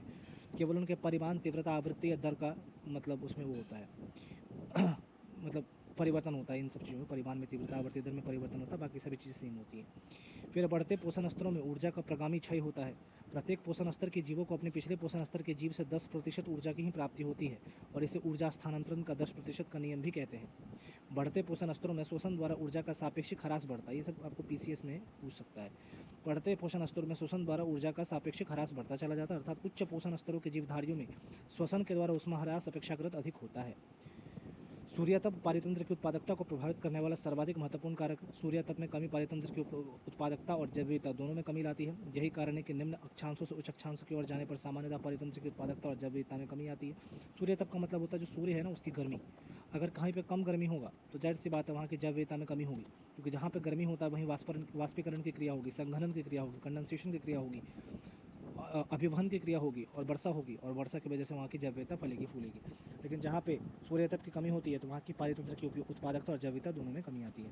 इसके अलावा पारितंत्र की उत्पादकता को कुछ अजैविक कारक यथा वर्षा की मात्रा, मिट्टी की प्रकृति, जलवायु तथा रासायनिक कारकों में पोषक तत्व की उपलब्धता प्रभावित करती है। पारितंत्र में होने वाला कोई भी अवांछित परिवर्तन प्रकृति द्वारा स्वतः समायोजित कर दिया जाता है। प्राकृतिक पारितंत्र जब किसी अवांछित प्राकृतिक या मानवीय गतिविधियों को समायोजित नहीं कर पाता तब पारितंत्रीय अस्थिरता उत्पन्न होती है। अब चलते हैं हम पारिस्थितिकी तंत्र के प्रकार पे। कहाँ चलते हैं? प्रकार पे। तो अब हम पारिस्थितिक तंत्र के प्रकारों के बारे में, जो टाइप्स ऑफ इकोसिस्टम है उसके बारे में डिस्कशन करेंगे। तो इसके बहुत सारे प्रकार हैं, लेकिन उसमें जो पहला प्रकार है वो है प्राकृतिक पारितंत्र, नेचुरल इकोसिस्टम। नेचुरल इकोसिस्टम की सबसे बड़ी विशेषता ये होती है ना कि ये पूर्ण तरीके से सौर विकिरण पर निर्भर होते हैं। सौर विकिरण मतलब जो सूर्य के प्रकाश होते हैं ना उस पर निर्भर करते हैं। तो कौन होंगे उस पर निर्भर? जो जंगल हैं, घास हैं, नदियाँ हैं, झील हैं, मरुस्थल है, ये सब सौर विकिरण के ऊपर निर्भर करते हैं। सौर विकिरण में क्या है, जो ऊर्जा है, कौन कौन सी ऊर्जा, हवा, वर्षा, ज्वार भाटा, ये सब पे निर्भर रहेंगे ये। जैसे उदाहरण के लिए अगर उष्णकटिबंधीय वर्षा वन है तो उन क्षेत्रों में ज्वार नदमुख है, कोरल रीफ्स है, तो उन क्षेत्रों में जंगल, घास वगैरह के आसपास ज़्यादा पाए जाएंगे। फिर हम बात करते हैं मानव निर्मित पारितंत्र के बारे में, मेड मेड इकोसिस्टम के बारे में। ये सौर ऊर्जा पर निर्भर है और एक जीवाश्म ईंधन पर निर्भर है। ये किस किस पे निर्भर है? सौर ऊर्जा पे भी निर्भर है और जीवाश्म ईंधन पे भी निर्भर है। सौर ऊर्जा पर निर्भर के लिए एग्जाम्पल देख लीजिए, खेत है, एक्वाकल्चर है, कृत्रिम तालाब है, ये सब सौर ऊर्जा पर निर्भर है। और जीवाश्म ईंधन पर निर्भर रहने वाले हैं नगरीय एवं औद्योगिक परितंत्र। घास परितंत्र की अगर हम बात करें, ग्रास इकोसिस्टम की, तो ये ज़्यादातर घास स्थलीय क्षेत्र कम वार्षिक वाले, मतलब कम जहाँ पे वर्षा होती है ना, कम वार्षिक वर्षा वाले क्षेत्रों में होते हैं, जहाँ पे वार्षिक वर्षा 25 से 75 सेंटीमीटर तक के आसपास होती है या उससे कम होती है। ऐसे घास स्थल परितंत्र को हम सवाना परितंत्र के नाम से भी जानते हैं। अब घास का जो मैदान है उसको विश्व के विभिन्न अलग अलग भागों में अलग अलग नामों से जाना जाता है। जैसे कि अगर हम बात करें नॉर्थ अमेरिका में, तो नॉर्थ अमेरिका में प्रेयरी कहा जाता है घास के मैदानों को। यूरेशिया में स्टेपीज कहा जाता है। अफ्रीका में सवाना कहा जाता है। साउथ अमेरिका में पम्पास कहा जाता है। ऑस्ट्रेलिया में डाउन्स कहा जाता है। साउथ अफ्रीका में वेल्स कहा जाते हैं। न्यूजीलैंड में कैंटरबरी कहा जाता है। हंगरी में पुस्टाज कहा जाता है। ब्राज़ील में कैंपोस कहा जाता है। तो क्या समझे इससे? पहला Brazil campos, Hungary pusztas, New Zealand Canterbury, South Africa veld, Australia downs, South America pampas, Africa savanna, Eurasia steppes, North America prairie. ध्यान रहेगा, पहला North America prairie, Eurasia steppes, Africa savanna, South America pampas, Australia downs, South Africa veld, New Zealand Canterbury, Hungary pusztas और Brazil कैंपोश। इसको अगर याद रखना हो उसका एक और तरीका है, जैसे नॉर्थ अमेरिका है तो इसको NP कर दीजिए, फिर स्टेपीज़ की बात है, यूरेशिया है तो US कर देना है, अफ्रीका है इसको तो A और S कर दीजिए, साउथ अमेरिका है तो H और P कर दीजिए SP, इसके बाद ऑस्ट्रेलिया है तो AD कर देना है, साउथ अफ्रीका है तो फिर इसको SW कर देना है, न्यूजीलैंड है तो कैंटरबरी कर दीजिए, हंगरी है तो पुस्टाज कर दीजिए HP, और ब्राज़ील है तो C कर दीजिए। ऐसे याद कर सकते हैं, North America prairie, Eurasia steppes, Africa savanna, इसके बाद South America pampas, Australia downs, South Africa veld, New Zealand Canterbury, Hungary pusztas, Brazil campos. अब एक चीज़ इसमें ध्यान रखना है, जो अंटार्कटिका है केवल एक ऐसा क्षेत्र है विश्व का जहाँ घास के मैदान नहीं पाए जाते। इसका सबसे बड़ा रीज़न यही है कि चूँकि वो पूरी तरीके से बर्फ़ से ढका हुआ है, तो जहाँ बर्फ़ होगा वहाँ पर कभी भी घास के मैदान नहीं पाए जाएंगे।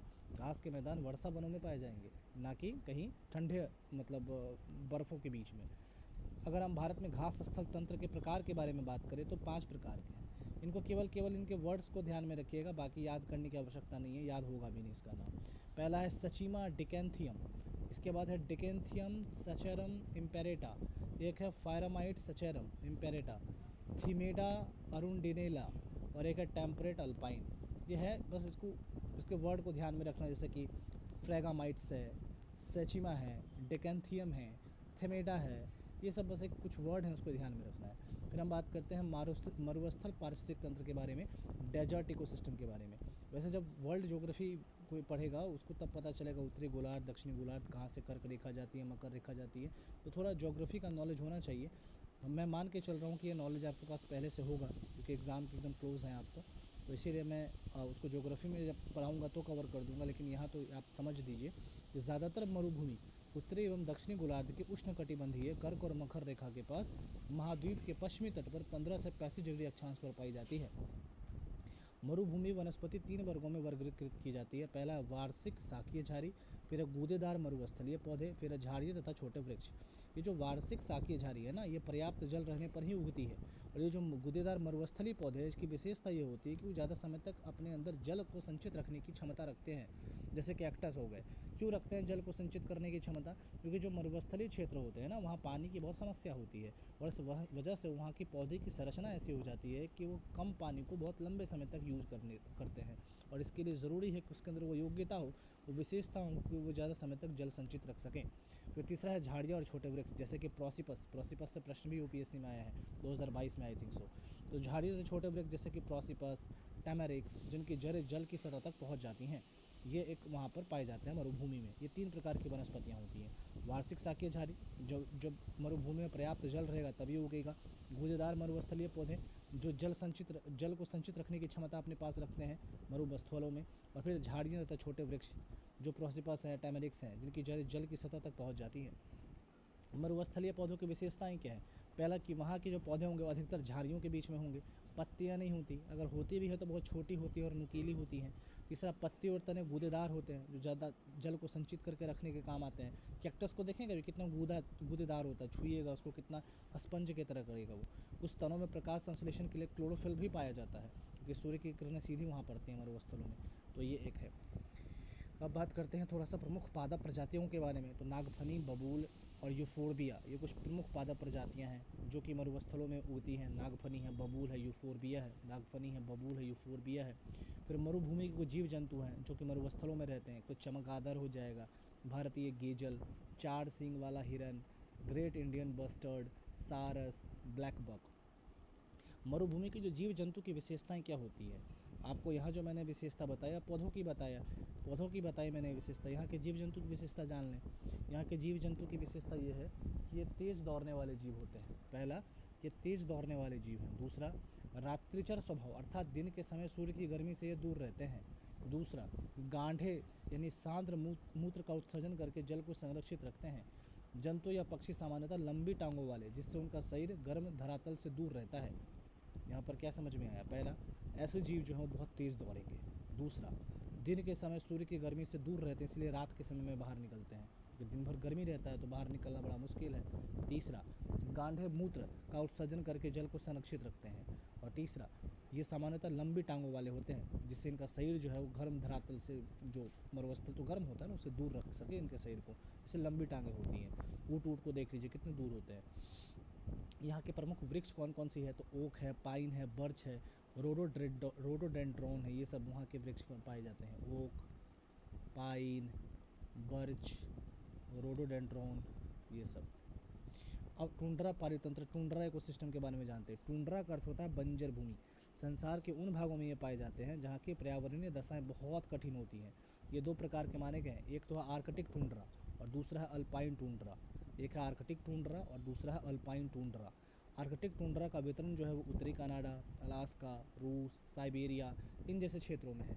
जबकि यहाँ के जो पादप वर्ग हैं वो बहुत गुच्छेदार स्वभाव के होते हैं। तो गुच्छेदार कैसे हैं, ये देखिए पादप है यहाँ के, ये देखिए, ये देखिए कैसे गुच्छेदार हैं, गुच्छों की तरह हैं ये पादप, तो गुच्छेदार होते हैं। जंतु समुदाय यहाँ के फौना कैसे होता है, फौना कैसे होता है, फौना त्वचा बहुत मोटी होती है। मोटी क्यों होती है, त्वचा मोटी क्यों होती है, क्योंकि ठंड से अपने आप को बचाने के लिए, उनके पास कंबल तो होगा नहीं, अपने आप को ठंड से बचाने के लिए उनके शरीर की त्वचा मोटी होती है।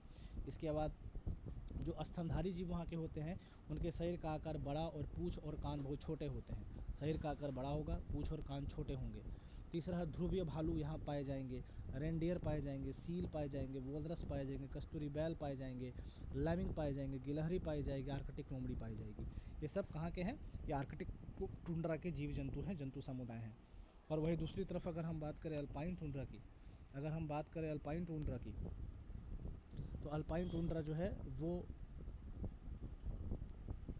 आर्कटिक टुंड्रा आपने जान लिया, अल्पाइन टुंड्रा, अल्पाइन टुंड्रा के बारे में शायद ये जो पहाड़ी क्षेत्र होंगे ना, जहाँ पहाड़ी वन होंगे, वहाँ पर ये अल्पाइन टुंड्रा की चीज़ें पाई जाती हैं। इसके अलावा बात अगर हम करते हैं जलीय पारितंत्र के बारे में, एक्वाटिक इकोसिस्टम के बारे में, तो पादप और प्राणी जात, फौना एंड फ्लोरा, कहाँ के बारे में, जलीय पारितंत्र, एक्वाटिक इकोसिस्टम के अंतर्गत। सागरीय जीव प्रमुख रूप से 3 वर्गों में विभाजित किए गए हैं। पादप और मतलब कि जलीय पारितंत्र के अंदर जो सागरीय जीव हैं उनको प्रमुख रूप से 3 वर्गों में विभाजित किया गया है। पहला जो वर्ग है उसको कहते हैं हम प्लैंकटन समुदाय।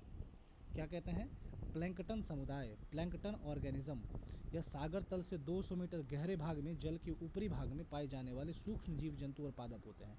यानी जो सागर है ना, जैसे मान लीजिए ये सागर है ना, तो सागर तल से 200 मीटर, मतलब ये सागर तल है, तो यहाँ से 200 मीटर गहरे भाग में जल का जो ऊपरी भाग है, ये देखिए ऊपरी भाग है ये जल का, 200 मीटर सतह से ऊपरी भाग में पाए जाने वाले सूक्ष्म जीव जंतु हैं, इनको हम प्लैंकटन कहते हैं। उदाहरण के लिए अगर हम शैवाल को ले लें, शैवाल को ले लें या सूक्ष्म जीवों को ले लें, ये सब क्या हैं, ये सब प्लैंकटन समुदाय हैं। ये 2 प्रकार के होते हैं, पहला होते हैं फाइटोप्लैंक्टन और दूसरा होते हैं जूप्लैंक्टन। फाइटोप्लैंक्टन क्या होते हैं, ये सूक्ष्म आकार के होते हैं, ये जीव, ये सूक्ष्म आकार के जीव होते हैं, पर इनके अंदर इनकी जो जनन क्षमता होती है ना, जो इनका रिप्रोडक्शन सिस्टम की जो ताकत होती है वो बहुत ज़्यादा होती है। तो ऐसे पादप जो होते हैं, ऐसे जो पौधे होते हैं, सूक्ष्म आकार के अत्यधिक जनन क्षमता वाले पादप होते हैं।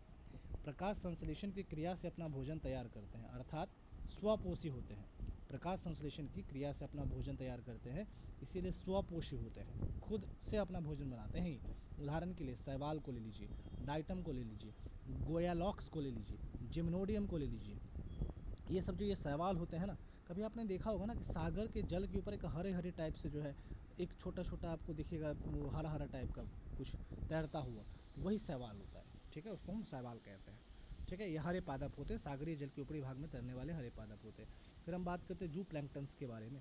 जंतुओं को हम जू प्लैंक्टन्स कहते हैं, पादपों को हम फाइटोप्लैंक्टन्स कहते हैं और जंतुओं को हम जू प्लैंक्टन्स कहते हैं। तो ऐसे भी आप याद रखते हैं, पादप, पौ से पादप, पौ से फाइटो, और जू से जंतु, ज से जंतु, जू से जू प्लैंक्टन, ऐसे भी याद कर सकते हैं। तो जू प्लैंक्टन जंतुओं के समुदाय को कहा जाता है। ये जो है पीपी से अपना भोजन प्राप्त करते हैं, अर्थात परपोषी होते हैं। पीपी का मतलब होता है फाइटोप्लैंक्टन, मतलब इनसे ये अपना भोजन, जो फाइटोप्लैंक्टन होते हैं वो सूर्य से अपना प्रकाश भोजन तैयार कर लेते हैं, स्वपोषी है, ऑटोट्रॉप्स है। लेकिन ये जो जू प्लैंक्टन होते हैं ना, ये क्या करते हैं कि जो फाइटोप्लैंक्टन्स होते हैं उनसे अपना भोजन तैयार करते हैं, इसीलिए इनको हम परपोषी कहते हैं, दूसरे पर निर्भर रहते हैं ये। उदाहरण के लिए कॉपरपोड एक नाम का जंतु है, वो क्या करता है, वो फाइटोप्लैंक्टन से अपना भोजन तैयार करता है। एक तो हो गया आपको बताया मैंने प्लैंक्टन समुदाय के बारे में, इसके 2 भाग मैंने बताया, एक फाइटोप्लैंक्टन और एक जू प्लैंक्टन। अब हम चलते हैं नेक्टन समुदाय के बारे में, नेक्टन कम्युनिटी के बारे में। ये बड़े आकार वाले शक्तिशाली जंतु होते हैं, इनका आकार जो होता है बहुत बड़ा आकार होता है, वो शक्तिशाली जंतु होते हैं। उदाहरण के लिए मछली को ले लीजिए, मछली में भी herring, plaice, cod, squid, seal, dolphin, इनके आकार बहुत बड़े होते हैं। ये सब नेक्टन समुदाय के भाग होते हैं। अगर कोई ये पूछ दे कि जो नेक्टन समुदाय है, जो नेक्टन समुदाय है वो कौन से होते हैं, तो बोलना बड़े आकार के शक्तिशाली जंतु।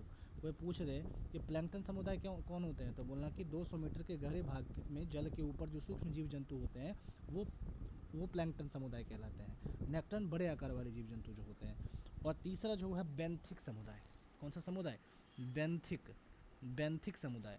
सागर के तल के समीप रहने वाले पादप व जंतु, जो सागर के एकदम तल के, मतलब तल देखिए सागर है ना, सागर का सतह नहीं, ये सागर है ना, सागर का सतह नहीं, सागर का तल, ये सागर का तल है, मान के चलिए सागर का सतह है। तो इस तल के जो समीप रहने वाले पादप या जंतु हैं उनको हम क्या बोलते हैं, ये बैंथिक समुदाय हैं, सागर के तल के समीप रहते हैं ये। इनमें विविधताएं भी बहुत होती है। इनमें कौन कौन से पादप आते हैं, सीवीड्स आते हैं, बड़े शैवाल आते हैं, जोस्टेरा आता है, टर्टल घास आता है, खरपतवार आता है। और जंतु कौन कौन से पाए जाते हैं, बाइवल, मुजेल, ओएस्टर, स्टारफिश, शार्क, ऑक्टोपस, टैगफिश, ये सब कहाँ रहते हैं, ये जितने भी हैं ये सब जंतु कहाँ रहते हैं, ये सभी जंतु जो हैं वो कहाँ रहते हैं, ये सभी जंतु कहाँ रहते हैं, ये सब बैंथिक समुदाय के हिस्से हैं और सागर तल के समीप रहने वाले ये पादप हैं। फिर सातवां जो है वो है प्रवाल भित्ति तंत्र, कोरल रीफ्स इकोसिस्टम। जो प्रवाल है ना, ये प्रवाल क्या होते हैं पहले ये समझ लीजिए। ये एक चूना प्रधान जीव होता है, लाइम स्टोन टाइप का प्रजाति है, जो मुख्यतः कठोर रचना वाले खोल होते हैं जिसमें मुलायम जीव रहते हैं। मतलब एक कठोर चूना जैसा एक कठोर रचना वाला सेल होगा, उसके अंदर ये छुपा रहता है, जिसको हम लोग घोंगा घोंगा भी कहते थे, हम लोग बचपन में घोंगा कहते थे। मुख्यतः ये उष्ण कटिबंधीय सागरों में पाए जाते हैं, ध्यान रखना है, ये उष्ण कटिबंधीय सागरों में पाए जाते हैं और इनका जो तापमान है वो 20 से 21 डिग्री सेल्सियस होता है। प्रवाल कम गहराई पर पाए जाते हैं ताकि O2 एवं सूर्य प्रकाश इनको मिलता रहे। प्रवाल इसीलिए बहुत कम गहराई पे पाए जाते हैं, बहुत बहुत बहुत नीचे नहीं रहते हैं, बहुत कम गहराई पर होते हैं ताकि इनको ऑक्सीजन और सूर्य का प्रकाश भी मिलता रहे। ये प्रवाल रंगीन होते हैं, और रंगीन क्यों होते हैं, रंग इनमें कलर होता है। कलर क्यों होता है, जूज एंथली के कारण होता है। किसके कारण होता है, जूज एंथली के कारण होता है। प्रवाल भित्ति जो है वो क्या होता है, प्रवाल तो समझ गए, प्रवाल भित्ति अब क्या होता है। प्रवाल जीव मरने के उपरांत एक विशिष्ट प्रकार की रचना करते हैं जो दीवार की तरह होती है, इसी रचना को हम प्रवाल भित्ति कहते हैं। भारत में प्रवाल भित्ति 4 क्षेत्रों में पाई जाता है, ध्यान रखिएगा, ये याद रखने वाली चीज़ है कि भारत में प्रवाल भित्तियाँ 4 क्षेत्रों में है। पहला तो अंडमान में है, दूसरा कच्छ की खाड़ी है, तीसरा मन्नार की खाड़ी है और चौथा लक्षद्वीप है। तो पूछ दे कि प्रवाल भित्तियाँ कहाँ कहाँ पाई जाती हैं, तो पहला तो ये ध्यान में रखना है कि अंडमान में, दूसरा कच्छ की खाड़ी में यानी गुजरात, फिर मन्नार की खाड़ी में और फिर लक्षद्वीप में। अब अंडमान निकोबार में सर्वाधिक प्रवाल भित्ति पाई जाती है और कच्छ की खाड़ी में सबसे कम प्रवाल भित्ति पाई जाती है। ये भी ध्यान देने वाली बात है, जो कच्छ की खाड़ी है वहाँ सबसे कम प्रवाल भित्ति पाई जाती है और जो अंडमान निकोबार है वहाँ पर सबसे ज़्यादा प्रवाल भित्ति पाई जाती है। एक और घटना होती है ये प्रवालों के बीच में, उसको हम लोग कहते हैं प्रवाल विरंजन, कोरल ब्लीचिंग। क्या होता है ये कोरल ब्लीचिंग, जानने वाली चीज़ें हैं। प्रवाल पर निर्भर रहने वाली रंगीन जूजंथली, मैंने बताया था रंगीन कैसे होते हैं प्रवाल, जूजंथली के कारण ये शैवाल होते हैं। ये जूजंथली शैवाल जब पर्यावरणीय घटकों के नकारात्मक प्रभाव के कारण उनके ऊपर से हट जाते हैं तो प्रवाल अपने वास्तविक सफ़ेद रंग में आ जाते हैं। इसे ही हम प्रवाल विरंजन कहते हैं। यह प्रक्रिया कुछ ऐसे होती है, जब प्रकाश की तीव्रता बढ़ती है तो उससे उसके ग्लोबल वार्मिंग से, उसकी हीट से जूजंथली प्रकाश संश्लेषण की अपनी दर को बहुत तेज़ कर देता है। इससे क्या होता है कि जो प्रवाल के उत्तक में ऑक्सीजन बहुत ज़्यादा बढ़ जाता है और इसे संतुलित करने के लिए या तो प्रवाल जूजंथली को अपने शरीर से निकाल देता है या जूजंथली खुद अपने रंगीन क्लोरोफिल की मात्रा को कम कर देता है। दोनों ही स्थिति में प्रवाल के पोषक तत्वों की कमी हो जाती है और वे अपने वास्तविक रंग यानी कि सफ़ेद दिखने लगते हैं। इसको हम प्रवाल विरंजन की घटना कहते हैं। प्रवालों के इस तरह से बड़ी संख्या में मरने से उन पर आश्रित अनेक जीव जंतु का जीवन खतरे में आ जाता है और पारिस्थितिकी तंत्र असंतुलित हो जाता है, क्योंकि समुद्री पारितंत्र में प्रवाल एक कीस्टोन प्रजाति मानी जाती है। प्रवाल विरंजन के अन्य कारणों में कोरल खनन, मछली पकड़ने की अवैज्ञानिक पद्धति, अवसादों में वृद्धि, एल नीनो, भारी वर्षा एवं बाढ़, विवर्तनिक की उत्थान आदि प्रमुख रूप से कारक हैं। अगर हम बात करें झील पारितंत्र के बारे में, अब हम बात करते हैं झील पारितंत्र के बारे में, लेक इकोसिस्टम के बारे में। ये 4 क्षेत्रों में विभाजित हैं। पहला है वेलांचली मंडल, दूसरा है लिमनेटिक मंडल और तीसरा है प्रोफंडन मंडल, चौथा है नितलीय क्षेत्र। नाम सब कैसे कैसे रखते हैं, देखो नाम सब कैसे कैसे। पहला है लिटरल जोन, दूसरा है लिमनेटिक जोन, चौथा है प्रोफंडल जोन, पांचवा है बेंथिक जोन। तो पहले हम देख लेते हैं वेलांचली जोन या लिटरल जोन क्या होता है। ये झील की सतह का ऊपरी क्षेत्र होता है। मान लो कि ये झील है ना, तो झील की सतह का जो ऊपरी क्षेत्र है ना वो कौन सा होता है, वेलांचली मंडल होता है। लिटरल जोन होता है, उच्च जैववीयता वाले ये क्षेत्र होते हैं। प्रकाश और O2 की मात्रा भी भरपूर होती है यहाँ पे। यहाँ के प्रमुख पादप ये जैव जंतु कौन है, कछुए है, मेढक है, मछली है, पर्च है।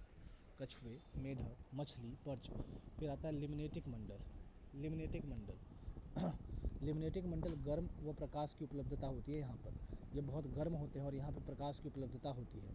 यहाँ पर रहने वाले जो पादप हैं वो प्लैंकटन हैं और बड़ी मछलियाँ हैं। प्लैंकटन मैंने पहले भी बताया कौन होते हैं, जो समुद्र की सतह से 200 मीटर 200 मीटर में रहने वाले सूक्ष्म जीव होते हैं, उनको हम लोग प्लैंकटन कहते हैं। ठीक है।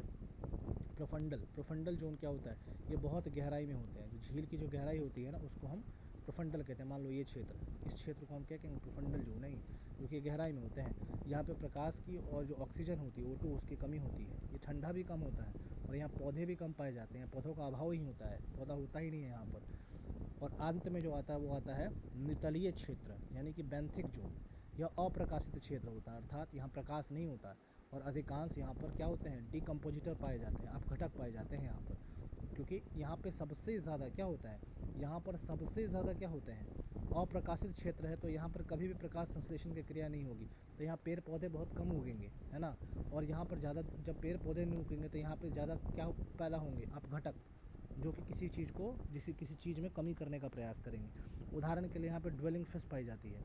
यहाँ पे प्रमुख पादप कौन कौन से पाए जाते हैं प्रकाशित क्षेत्र में, मैक्रोफाइट्स प्रजाति, फाइटोप्लैंक्टन्स, क्लोरोफाइसी, साइनोफाइसी, यूग्लिनोफाइसी, ये सब। अब यहाँ पे क्लोरोफाइसी है तो ये ध्यान रखना, वैसा नहीं कि क्लोरोफाइसी नाम है, अरे क्लोरो है तो ऊपर में पाया जाता होगा मार देना, ऐसा नहीं करना।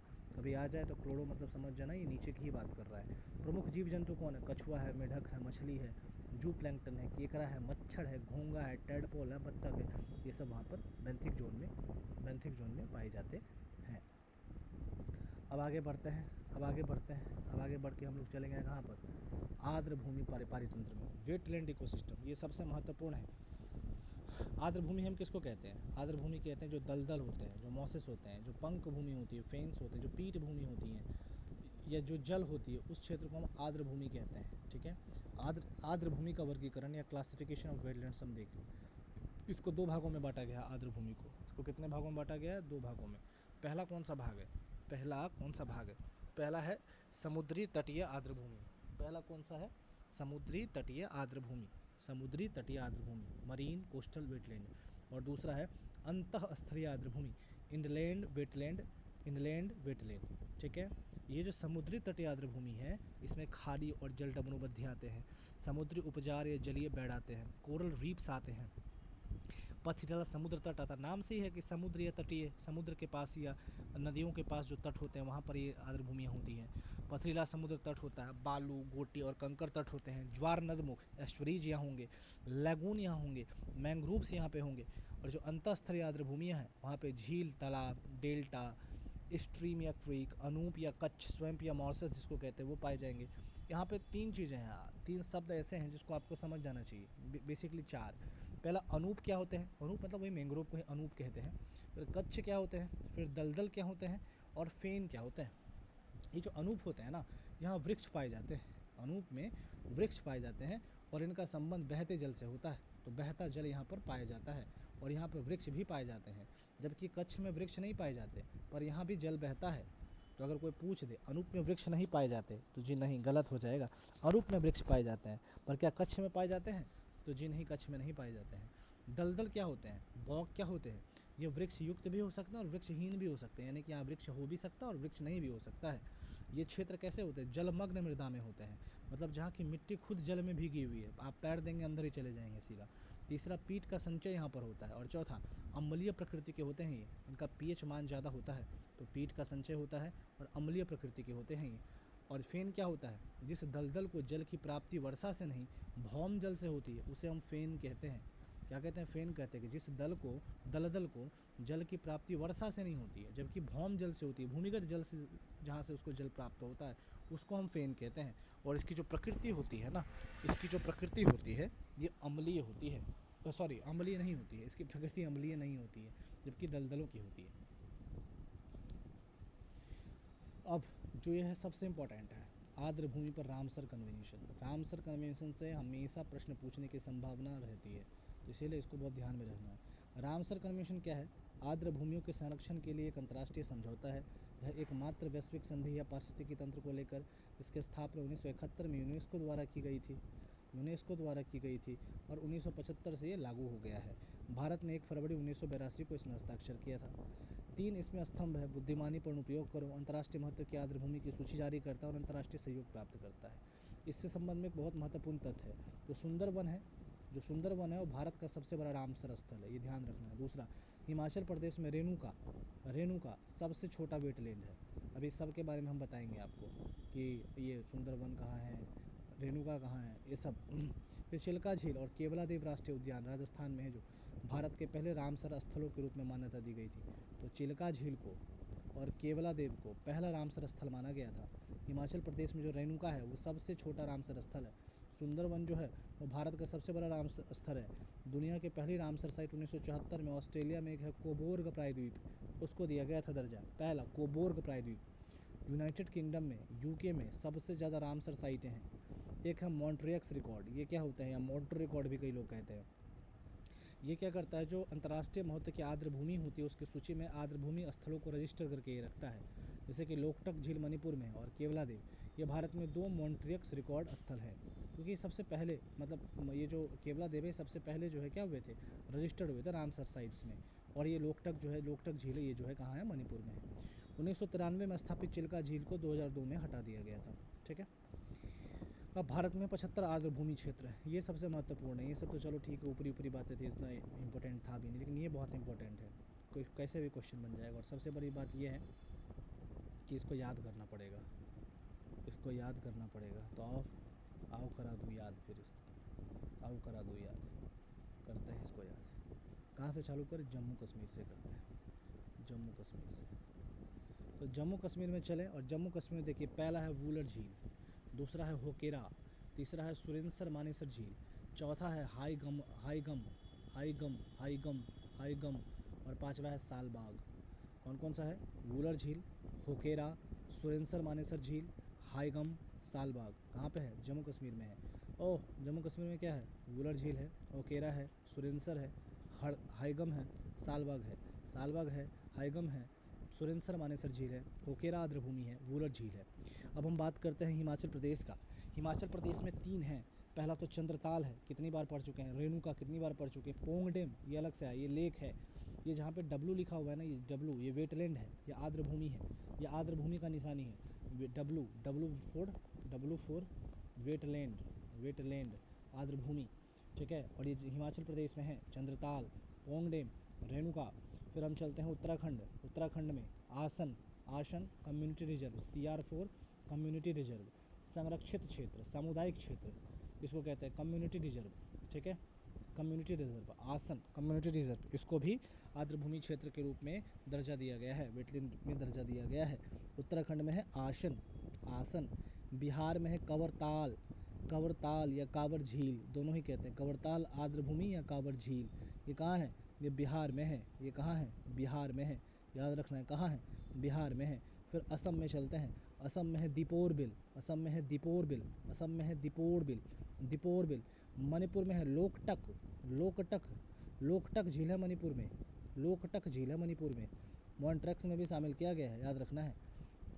इसके अलावा हम बात करते हैं त्रिपुरा में है रुद्रसागर लेक। और मणिपुर में एक जगह है, मिजोरम में है पाला वेटलैंड। मिजोरम में क्या है, पाला वेटलैंड। उड़ीसा देख लेते हैं, उड़ीसा में है Chilka, Bhitarkanika, Satkosia gorge, Tampara lake, Ansupa lake. कौन कौन से लेक्स हैं, चिल्का, भितरकनिका, सतकोसिया गॉर्ज, टम्पारा लेक, असुम्पा लेक। ये कहाँ पर है, उड़ीसा में है। तो अभी तक हमने क्या याद किया है, याद किया है जम्मू कश्मीर में वुलर, होकेरा, सुरेंसर, हाईगम, सालबाग। हिमाचल प्रदेश में है चंद्रताल, पोंग डैम, रेणुका। उत्तराखंड में है आसन, बिहार में है कवरताल या कांवर, असम में है दीपोरबिल, मणिपुर में है लोकटक झील, त्रिपुरा में है रुद्रसागर झील, मिजोरम में है पाला, पश्चिम बंगाल में है सुंदरवन। पश्चिम बंगाल में क्या है, सुंदरवन है। उड़ीसा में है चिल्का झील, भितरकनिका, सतकोसिया गॉर्ज, टम्पारा, अशुम्पा। आंध्र प्रदेश में है कोल्लेरू झील। अब चलते हैं तमिलनाडु में है point Calimere wild life sanctuary, याद रखना है। दूसरा है कुंथनकुलम, तीसरा है गल्फ ऑफ मन्नार, चौथा है वेदाथंगल, पांचवा है उदया मार्थंडपुरम, वेलोड, चित्रांगुड़ी, वाडोवर बायोस्फीयर, करावेती, करावेती इसको याद रखना है 2024 में है। करावेती कहाँ है? तमिलनाडु में है। करावेती, करावेती, ओह आओ करावेती, ओ करावेती, ओ तमिलनाडु में करावेती।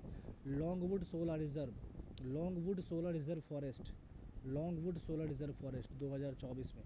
लॉन्गवुड, करावेती और लॉन्गवुड 2024 में। Longwood solar reserve forest, Karaivetti forest, Karaivetti forest, Karaivetti forest, Karaivetti forest, Karaivetti forest. Kerala में देख लो, केरला में देख लो, केरला में है अष्टमुदी, अष्टमुदी, और है वेम्बनाद। इसके बाद है सष्टम कोट्टा, सष्टम कोट्टा, अष्टमुदी, वेम्बनाद, सष्टम कोट्टा झील, सष्टम कोट्टा झील और वेम्बनाद वेटलैंड और अष्टमुदी। केरला में अष्टमुदी। कर्नाटका में रंगनाथिट्टू, रंगनाथिट्टू, रंगनाथिट्टू कर्नाटका में। और साथ में ये इंपॉर्टेंट है, याद रखना है, मगादी केरे सियार, मगादी केरे, मगादी केरे कम्युनिटी रिजर्व कहाँ है? केरला में है। करावेती याद रहेगा, लॉन्गवुड सोलर रिजर्व याद रहेगा, इसके बाद ये याद रहेगा मगादी केरे, मगादी केरे सियार। और एक और याद रखना है अंक समुद्र, अंक समुद्र, इसको क्या बोलते हैं? अंक समुद्र बायोस्फीयर, बायोस्फीयर कहाँ पर है? 2024 में इसको भी मान्यता मिला है। तो अंक समुद्र और मगादी, मगादी केरे सियार, मगादी केरे सियार, अंक समुद्र केरला। और एक अघ्ननाशनीश्वरी, अघ्ननाशनी, अघनाशनी, अघनाशिन, अघनाशन, अघनाशिन, अघनाशिन, क्या नाम है इसका? अघनाशिनी, अघनाशिन कहाँ है? ये कहाँ है? ईश्वरी कहाँ है? ये कहाँ है? ये कहाँ है? ये कहाँ पर है भाई? ये जो है ये कहाँ है? कर्नाटका में। ये सब कहाँ है? कर्नाटका में है। अष्टमुदी, वेम्बनाद, सष्टम कोट्टा कहाँ है? केरला में है। ये सब कहाँ है? कर्नाटका में है। याद रखना है अंक समुद्र और मगादी केरे, ये रंगनाथिट्टू और अघनासनी, ये सब कर्नाटका में है। फिर चलते हैं महाराष्ट्र में। महाराष्ट्र में है नांदूर मधेश्वर, लोनार झील, लोनार झील, थाने क्रीक, नंदा, नंदा झील, नंदा झील महाराष्ट्र में है। नंदा झील महाराष्ट्र में है। नांदूर मधेश्वर, लोनार झील, Thane creek, Nanda lake, Nanda lake, Nanded Madheshwar, Lonar झील, थाने क्रीक, नंदा लेक कहाँ पर है? महाराष्ट्र में है। फिर हम बात करते हैं मध्य प्रदेश की, मध्य प्रदेश की। वहाँ पर भोज, सिरपुर, यशवंत, साक्य सागर, ये सब कहाँ है? मध्य प्रदेश में है। भोज वेटलैंड, सिरपुर, यशवंत, साक्य सागर, शाक्य सागर, कौन सा? साक्य सागर। ये कहाँ पर है? ये साक्य सागर कहाँ पर है जी? ये साक्य सागर कहाँ पर है जी? ये मध्य प्रदेश में है। भोज कहाँ है? मध्य प्रदेश में है। सिरपुर कहाँ है? मध्य प्रदेश में है। यशवंत कहाँ है? मध्य प्रदेश में है। अब हम बात करेंगे राजस्थान के बारे में। राजस्थान में दो हैं, एक सांभर और एक केवला देव, एक सांभर और एक केवला देव। केवला देव को मॉन्ट्रियक्स रिकॉर्ड में भी शामिल किया गया है। तो सांभर झील और केवला देव झील ये राजस्थान की झीलें हैं, राजस्थान की झीलें हैं। फिर चलते हैं उत्तर प्रदेश में। उत्तर प्रदेश में है कौन सा? नवाबगंज और पार्वती आगरा, नवाबगंज और पार्वती आगरा, नवाबगंज और पार्वती आगरा, पार्वती आगरा, पार्वती आगरा, पार्वती आगरा। इसके बाद चलते हैं कहाँ पर?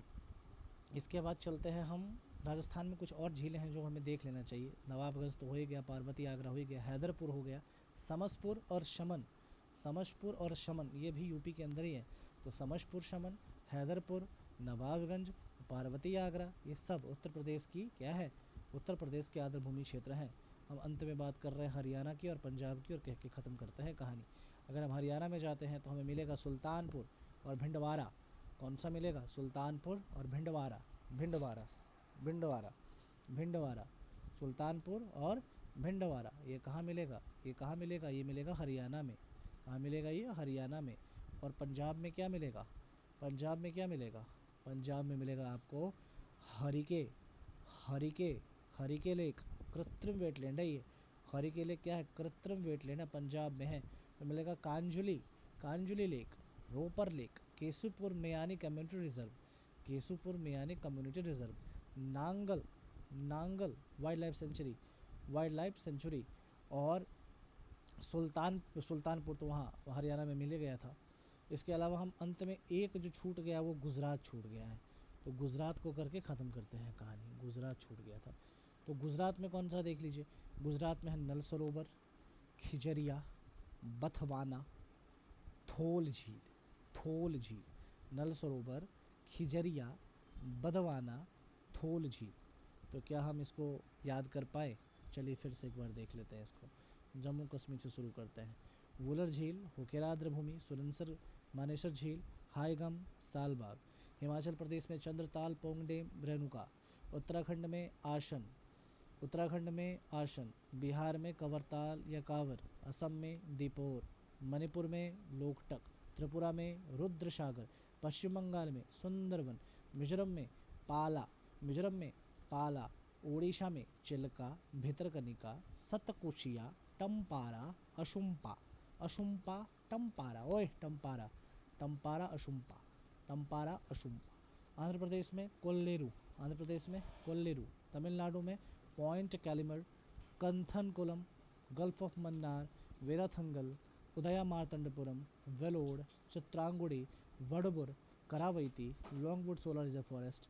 केरला में अष्टमुदी, वेम्बनाड, सष्टमकोटा। कर्नाटका में रंगनाथिट्टू, मगादिकेरे, अंक समुद्र, अघनाशन ऐश्वरी। अब हम बात करते हैं गोवा में, तो गोवा में कौन सा है? नंदा, नंदा झील। महाराष्ट्र नांदुर मधेश्वर, लोनार झील, थाने क्रीक, थाने क्रीक, थाने क्रीक। कहाँ पर है ये महाराष्ट्र में है। और गोवा में है नंदा, गोवा में कौन सा है? नंदा। मध्य प्रदेश की बात करें तो वहाँ पर है भोज, सिरपुर, यशवंत, साक्य सागर। गुजरात की बात करें तो नल सरोवर, खिजरिया, बथवाना, थोल झील, ये गुजरात में है। राजस्थान की बात करें तो सांभर और केवला देव। हरियाणा की बात करें, हरियाणा से पहले उत्तर प्रदेश की बात कर लेते हैं, रास्ते में पड़ता है उत्तर प्रदेश पहले। उत्तर प्रदेश में पड़ता है समसपुर, समन, हैदरपुर, नवाबगंज, पार्वती, आगरा। हरियाणा में पड़ता है सुल्तानपुर और भिंडवारा, सुल्तानपुर और भिंडवारा नहीं, वास, भिंडवारा नहीं, भिंडवास। मैं गलत पता क्यों बोलता हूँ, मैं गलत इसलिए कहीं कभी बोल देता हूँ जानबूझ के, क्योंकि जहाँ पे आप गलत मैं बोलता हूँ, अगर आप वहाँ पे एक्टिव रहेंगे तो जब भी मैं उसे करेक्ट करूँगा आप उसे कभी भूल नहीं पाएंगे कि अच्छा वहाँ पे गलत किया गया फिर उसको सही किया गया। इसीलिए मैं कुछ कुछ चीज़ें जो इंपॉर्टेंट होती है इसको गलत बता देता हूँ, ताकि बाद में करेक्ट करूँ तो आपके दिमाग में आ जाए। ये साइकोलॉजी होती है। तो यहाँ पे हरियाणा में है सुल्तानपुर और भिंडवास। फिर पंजाब में कौन सा है? पंजाब में है हरिके, हरिके है कि नहीं पंजाब में? हाँ पंजाब में तो है हरिके, कांजली, रोपर, केशुपुर, नांगल, नांगल, ये पंजाब में है। तो यहाँ पर चल करके हमारा पूरा का पूरा आर्द्रभूमि क्षेत्र खत्म होता है। अब आगे बढ़ते हैं, आगे बढ़ेंगे हम मैंग्रोव पारितंत्र में।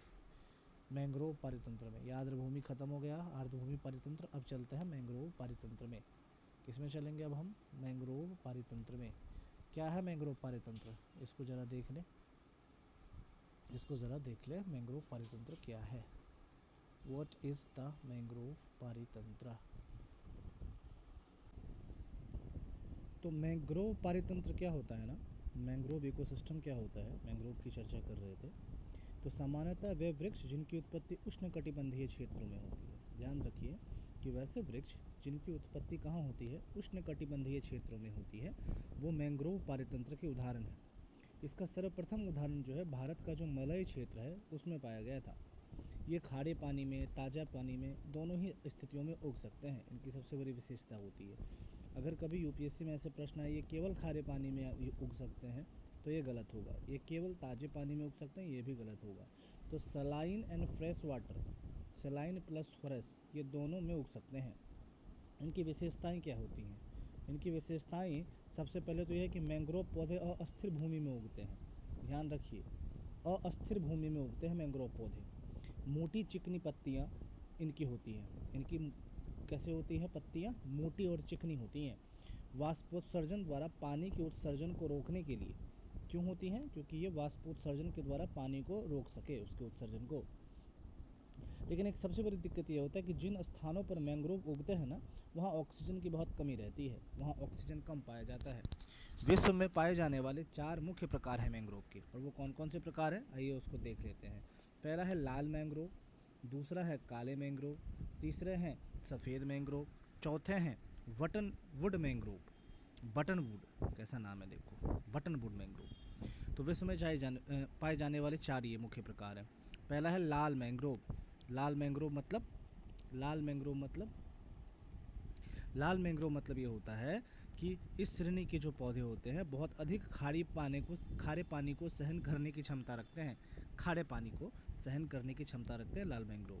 काले मैंग्रोव, इनमें भी खारे पानी को सहने की क्षमता ज़्यादा होती है, मतलब ये खारे पानी को सह सकते हैं और लाल भी खारे पानी को सह सकते हैं। ये 2 पॉइंट याद रखिए।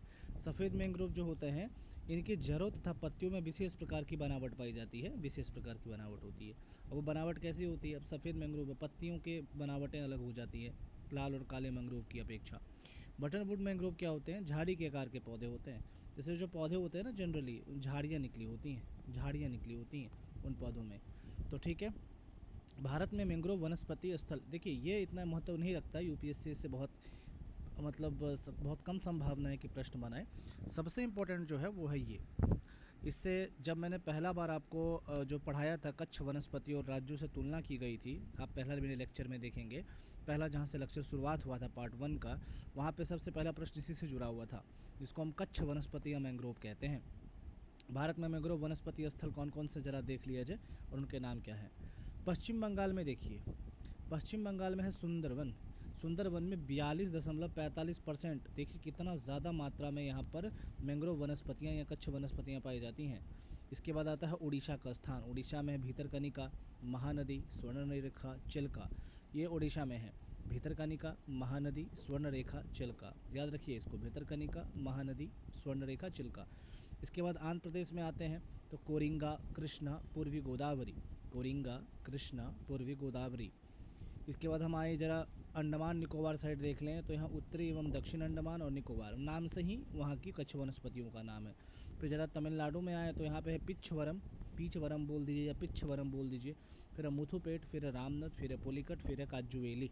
काजुवेली, पिछवरम, मुथुपेट, रामनद, पुलिकट, काजुवेली। अगर हम बात करें कर्नाटक की तो कर्नाटक में है कुंडापुर और कारवार, सॉरी काखार बोलता हूँ कारवार है ये, काखार नहीं है, कारवार है। इसके बाद अगर हम बात करें केरला की तो उसमें वेम्बनाड और कन्नूर आते हैं। कर्नाटक बता ही दिया, कुंडापुर, कारवार आते हैं। गोवा में अब पड़ जाता है गोवा, नाम ही गोवा का गोवा सही है। और महाराष्ट्र में है अचरा रत्नागिरी। और गुजरात में है खंभात की खारी और कच्छ की खारी। खंभात की खारी और कच्छ की खारी, ठीक है। ये वनस्पति स्थलों के नाम वगैरह हैं इसमें दिए हुए, ठीक है, तो ध्यान रहेगा। पश्चिम बंगाल में है सुंदरवन, उड़ीसा में भितरकनिका, महानदी, स्वर्णरेखा, चिल्का। आंध्र प्रदेश में है कोरिंगा, कृष्णा, पूर्वी गोदावरी। तमिलनाडु में है पिछवरम, मुथुपेट, रामनद, पुलिकट, काजुवेली। केरला में है वेम्बनाड और कन्नूर। कर्नाटक में कुंडापुर और कारवार। गोवा में है गोवाही। महाराष्ट्र में है अचरा रत्नागिरी और गुजरात में है कच्छ की खारी और खंभात की खारी, ठीक है। अब अगर हम बात करें मैंग्रोव वनस्पति एवं प्राणी जात के बारे में, फौना फ्लोरा के बारे में, तो पादप जो है यहाँ पे एक राइजोफेरा प्रजाति पाई जाती है, एकंथस, एक्रोसिस्टम, लेगुनकुलेरिया और कैरलॉप्स। फिर वही जंतु में केकड़ा, मेढक, मगरमच्छ, सांप, छिपकली, बंदर, लोमड़ी, हिरन, उदबिलाव। अब देखिए नाम सब थोड़े कठिन है, मैं मानता हूँ कि ये नाम थोड़े कठिन है और इसे याद करना भी मुश्किल है, पर आपको याद होने चाहिए। अगर आपको याद होंगे तो आप किसी भी एग्ज़ाम में जो एलिमिनेशन का प्रयोग करके आप सही उत्तर तक पहुंच पाएंगे, इसीलिए याद रखना ज़रूरी है। इसके लिए कोई कॉन्सेप्ट नहीं है, इसको याद ही करना पड़ेगा और कोई उपाय नहीं है। आप चाहे इसको जैसे याद करें, अब जैसे एक है, एक से एकैंथस, एक से एक्रोसिस्टम। लैगून, मैंग्रोव लैगून में उगते हैं तो लैगुनकुलेरिया और कैरलॉप्स हैं। राइजोफेरा तो राइजोफेरा याद रख लीजिए। जंतु में केकड़ा, मेढक, मगरमच्छ, सांप, छिपकली, बंदर, लोमड़ी, हिरन, उदबिलाव, ये सब है। आगे बढ़ते हैं, बढ़े आगे जी, आगे बढ़ें जी, आगे चलिए चलते हैं। यहाँ पर जलीय पारिस्थितिकी तंत्र में समस्याएं क्या आती है। यूपीएससी और सीसेट में भी, जो सीसेट है ना उसमें जो कॉम्प्रिहेंशन होता है उसमें सुपोषण पर अधिकांश समय क्वेश्चन आते हैं, तो आपको पता नहीं होता इसीलिए आपको शायद दिक्कत होती है। तो आज जान लेते हैं सुपोषण क्या होता है। अंग्रेजी में इसको यूट्रोफिकेशन कहते हैं, यहाँ पे लिखा हुआ है। यूट्रोफिकेशन क्या है? तो जल निकाय में अतिरिक्त पोषक तत्व के शामिल होने के रूप में परिभाषित इसको किया जाता है। मतलब जितना जल तत्व में, जल के अंदर जितने पोषक तत्व होते हैं ना, उसकी जो मात्रा होती है उस मात्रा से और अधिक मात्रा में पोषक तत्व शामिल हो जाते हैं जब, तो यूट्रोफिकेशन कहलाते हैं।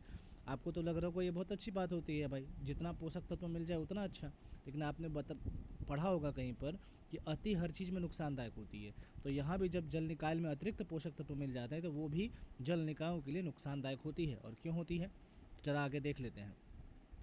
यूट्रोफिकेशन वह प्रक्रिया है जिसमें एक जल निकाय पोषक तत्वों से अत्यधिक समृद्ध हो जाता है, वही बात मैंने आपको बताया भी, जिससे सरल पौधों के जीवन की भरपूर वृद्धि होती है। किसी जल निकाय में शैवाल और प्लवक की अत्यधिक वृद्धि इस प्रक्रिया के संकेतक हैं। मतलब अगर किसी जल निकाय के अंदर शैवाल और कवक या प्लवक जिसको हम कहते हैं उसकी बहुत ज़्यादा वृद्धि हो जाती है तो इसका मतलब है कि यूट्रोफिकेशन हो रहा है उस तालाब का, उस जल निकाय का। यूट्रोफिकेशन को एक गंभीर पर्यावरणीय चिंता माना जाता है क्योंकि इसके परिणाम स्वरूप अक्सर पानी की गुणवत्ता में गिरावट होती है और जल निकायों में घुलनशील ऑक्सीजन की कमी होती है। यूट्रोफिक जल अंततः मृत क्षेत्र बन सकते हैं जो जीवन का समर्थन करने में असमर्थ हैं। तो देखिए कितना बड़ा जो है ये चैलेंज है, कितनी बड़ी समस्या है। इसके कारण क्या है यूट्रोफिकेशन के, जब नाइट्रोजन और फॉस्फोरस, ये दो तत्व इसको याद रखना है, जब ये जो नाइट्रोजन और फॉस्फोरस जैसे पोषक तत्व की उपलब्धता एक पारिस्थितिकी तंत्र में, नाइट्रोजन प्लस फॉस्फोरस की जब अधिकता उपलब्धता एक पारिस्थितिकी तंत्र में पौधों के जीवन के विकास को सीमित करती है। जब जल निकाय इन पोषक तत्वों से अत्यधिक समृद्ध होते हैं तो अधिक जटिल पौधों के विकास की तुलना में शैवाल, प्लवक और अन्य सरल पौधों के जीवन की वृद्धि को प्राथमिकता दी जाती है। तो अब कह रहे हैं कि जल निकाय अत्यधिक समृद्ध कैसे हो जाते हैं। फॉस्फोरस को मीठे पानी के पारिस्थितिक तंत्र में पौधों के जीवन के विकास के लिए प्राथमिक सीमित कारकों में से एक माना जाता है। कई स्रोत यह भी दावा करते हैं कि नाइट्रोजन की उपलब्धता शैवाल की वृद्धि के लिए एक महत्वपूर्ण सीमित कारक है। कुल मिलाकर के बात ये कहना चाह रहा है कि नाइट्रोजन और फॉस्फोरस की जब वृद्धि होती है तो उससे यूट्रोफिकेशन की प्रक्रिया चालू होती है। इतना याद रखना है आपको, ठीक है। फॉस्फेट मिट्टी में चिपक जाते हैं, इसके साथ बाकी ये जो भी आप पढ़ लीजिएगा। प्रभाव क्या होते हैं, सुपोषण के प्रभाव क्या होते हैं देख लिया जाए। पर्यावरण पर और सामाजिक आर्थिक प्रभाव क्या होते हैं। सुपोषण मतलब वही यूट्रोफिकेशन, तो इसका पर्यावरण पे क्या होता है, पानी की पारदर्शिता में कमी आ जाती है, शैवाल में वृद्धि होती है, एल्गल ब्लूम कहते हैं इसको अंग्रेजी में, ऑक्सीजन की कमी हो जाती है, प्रजाति विविधता में कमी आ जाती है और खाद्य जाल संकट आ जाता है। सामाजिक आर्थिक प्रभाव क्या है, वनस्पति का विकास हो जाता है, पानी प्रदूषित हो जाता है अर्थात पीने योग्य भी नहीं रहता, पर्यटन को भी हानि होती है, पानी की एमिनिटी वैल्यू कम हो जाती है, व्यावसायिक उपयोग वाली प्रजाति का क्षय होता है और मछलियों की मृत्यु से भी आर्थिक हानि होती है। तो ये तो रहा सुपोषण। अब जलीय पारितंत्र से आगे हट करके ज़रा इसके ऊपर ध्यान दें, खाद्य श्रृंखला। अच्छा, मैं जितने भी चीज़ें अभी यहाँ बता रहा हूँ उन सारे के प्रश्न ऊपर आप देख चुके हो, इसीलिए अगर यहाँ से पढ़ने के बाद ऊपर जाओगे तो वहाँ आप सारे प्रश्न को हल कर सकते हो, ठीक है। तो ये बात को ध्यान रखना, मैं ऊपर जा के ढूंढ के दिखाऊँ सारे प्रश्न को तो वो थोड़ी दिक्कत वाली बात हो जाएगी, इसलिए ज़रा इसको ध्यान से देख लीजिए आगे। खाद्य श्रृंखला, फूड चेन्स क्या होते हैं। देखिए इसके सिंपल सी बात मैं आपको समझा दूं कि एक दूसरे को जो खाया जाता है ना जीवों के द्वारा, मतलब एक जीव दूसरे को खाता है, दूसरा तीसरे को खाता है, ये जो एक श्रृंखला चलती रहती है, एक सीरीज चलती रहती है, उसी को हम लोग कहते हैं खाद्य श्रृंखला या फूड चेन। इसको हम जरा टेक्निकल्स भाषा में, तकनीकी शब्द में जान लेते हैं। तो पारितंत्र के भीतर विभिन्न जीवों में पोषण स्तर के माध्यम से संबंध होता है, अर्थात प्रत्येक जीव किसी अन्य जीव का भोजन बन जाता है। एक दूसरे को खाने वाले जीवों का अनुक्रमण एक खाद्य श्रृंखला बनाता है, वही बात है। अब कुछ प्राणी केवल एक ही प्रकार का आहार करते हैं और इसीलिए वे एक ही खाद्य श्रृंखला के सदस्य होते हैं। अन्य प्राणी अलग अलग प्रकार के आहार करते हैं, इसीलिए वे न केवल विभिन्न खाद्य श्रृंखलाओं के सदस्य होते हैं वरन अलग अलग खाद्य श्रृंखलाओं में उनके स्थान यानी पोषण स्तर भी अलग अलग हो सकते हैं। तो खाद्य श्रृंखला के प्रकार क्या हैं, टाइप्स ऑफ फूड चेन्स क्या हैं। तो पहला है चारण खाद्य श्रृंखला, और दूसरा है अपरद खाद्य श्रृंखला। ये दोनों में क्या फ़र्क होता है। ये जो चारण खाद्य श्रृंखला जिसको हम अंग्रेजी में कहते हैं ग्रेजिंग फूड चेन, इसमें क्या होता है कि जो उपभोक्ता मतलब जो कंज्यूमर्स होते हैं, जो भोजन के रूप में पौधों अथवा पौधों के भागों का उपयोग करके श्रृंखला आरंभ करते हैं, चारण खाद्य श्रृंखला का निर्माण करते हैं वो। जैसे कि घास को कौन खाता है, घास को टिड्डा खाता है और टिड्डा को पक्षीगण खाते हैं, और पक्षियों को कौन खाता है, पक्षियों को बाज खाते हैं। ये उदाहरण है घास, टिड्डा, पक्षीगण और बाज। इसके बाद है अपरद खाद्य श्रृंखला, इसको क्या कहते हैं अंग्रेजी में डेट्रिटस फूड चेन। यह खाद्य श्रृंखला क्षय होते प्राणियों एवं पादप शरीर के मृत जैविक पदार्थों से आरंभ होकर सूक्ष्म जीवों में तथा सूक्ष्म जीवों से अपरद खाने वाले जीवों एवं अन्य परभक्षों में पहुंचती है। उदाहरण के लिए कचड़ा, स्प्रिंग टेल, मतलब यहाँ पे बताया जा रहा है कि कचरा से स्प्रिंग टेल, यानी कि कीट है, कीट का नाम है स्प्रिंग टेल, इसके बाद उससे छोटी मकड़ियाँ जो मांसभक्षी होती हैं, ये अपहृत खाद्य श्रृंखला के उदाहरण है। मेनली आपको याद रखना है केवल कि खाद्य श्रृंखला क्या होता है। आपको मेनली इसमें ये पता है कि जब एक दूसरे को खा करके एक दूसरे पर निर्भर रहने वाले जीव खाद्य श्रृंखला का निर्माण करते हैं। इतना अगर पता है तो काफ़ी है। इसके बाद खाद्य जाल क्या होता है, फूड वेब क्या होता है, इसके बारे में जान लेते हैं। तभी आप डिफरेंशिएट कर पाएंगे ये खाद्य जाल को और खाद्य श्रृंखलाओं को। खाद्य श्रृंखला पारतंत्र में होने वाले खाद्य अथवा ऊर्जा प्रवाह का केवल एक ही पहलू प्रस्तुत करती है और उससे इसका बहुत ज़्यादा ये हो गया है, कम करना पड़ेगा इसको। हाँ, अब ठीक है। और उससे यह अर्थ निकलता है कि जीवों में एक सीधी सरल, एक सेकेंड, खाद्य श्रृंखला पारतंत्र में होने वाले खाद्य अथवा ऊर्जा प्रवाह का केवल एक ही पहलू प्रस्तुत करती है और उससे यह अर्थ निकलता है कि जीवों में एक सीधा सरल शेष से पृथक संबंध होता है जो कि पारतंत्रों में शायद कभी नहीं होता है। पारतंत्र के भीतर परस्पर संबंधित अनेक खाद्य श्रृंखलाएं हो सकती हैं और इससे खाद्य जाल का निर्माण होता है। तो अनेक खाद्य श्रृंखलाओं से मिलकर किसका निर्माण होता है, खाद्य जाल का निर्माण होता है, ऐसी ये बात कह रहा है। आगे देखते हैं। इस प्रकार खाद्य जाल किसी पारतंत्र में एक दूसरे से संयोजित खाद्य श्रृंखलाओं का ही एक नेटवर्क है। वही बात जो मैंने कही, एक जंतु विभिन्न खाद्य श्रृंखलाओं का सदस्य हो सकता है। उदाहरण के लिए एक पौधा एक ही समय में अनेक शाक भक्षियों का भोजन हो सकता है। जैसे घास पर खरगोश और टिड्डा या बकरी या सभी निर्भर रहते हैं, मतलब घास को कोई भी खा सकता है। इसी प्रकार एक शाक भक्षी विभिन्न मांसभक्षी प्रजातियों का भोजन करके रह सकता है। मतलब इसी को आप फूड वेब कहते हो, जो कि कई प्रकार के खाद्य श्रृंखलाओं का ही एक समूह है, एक नेटवर्क है।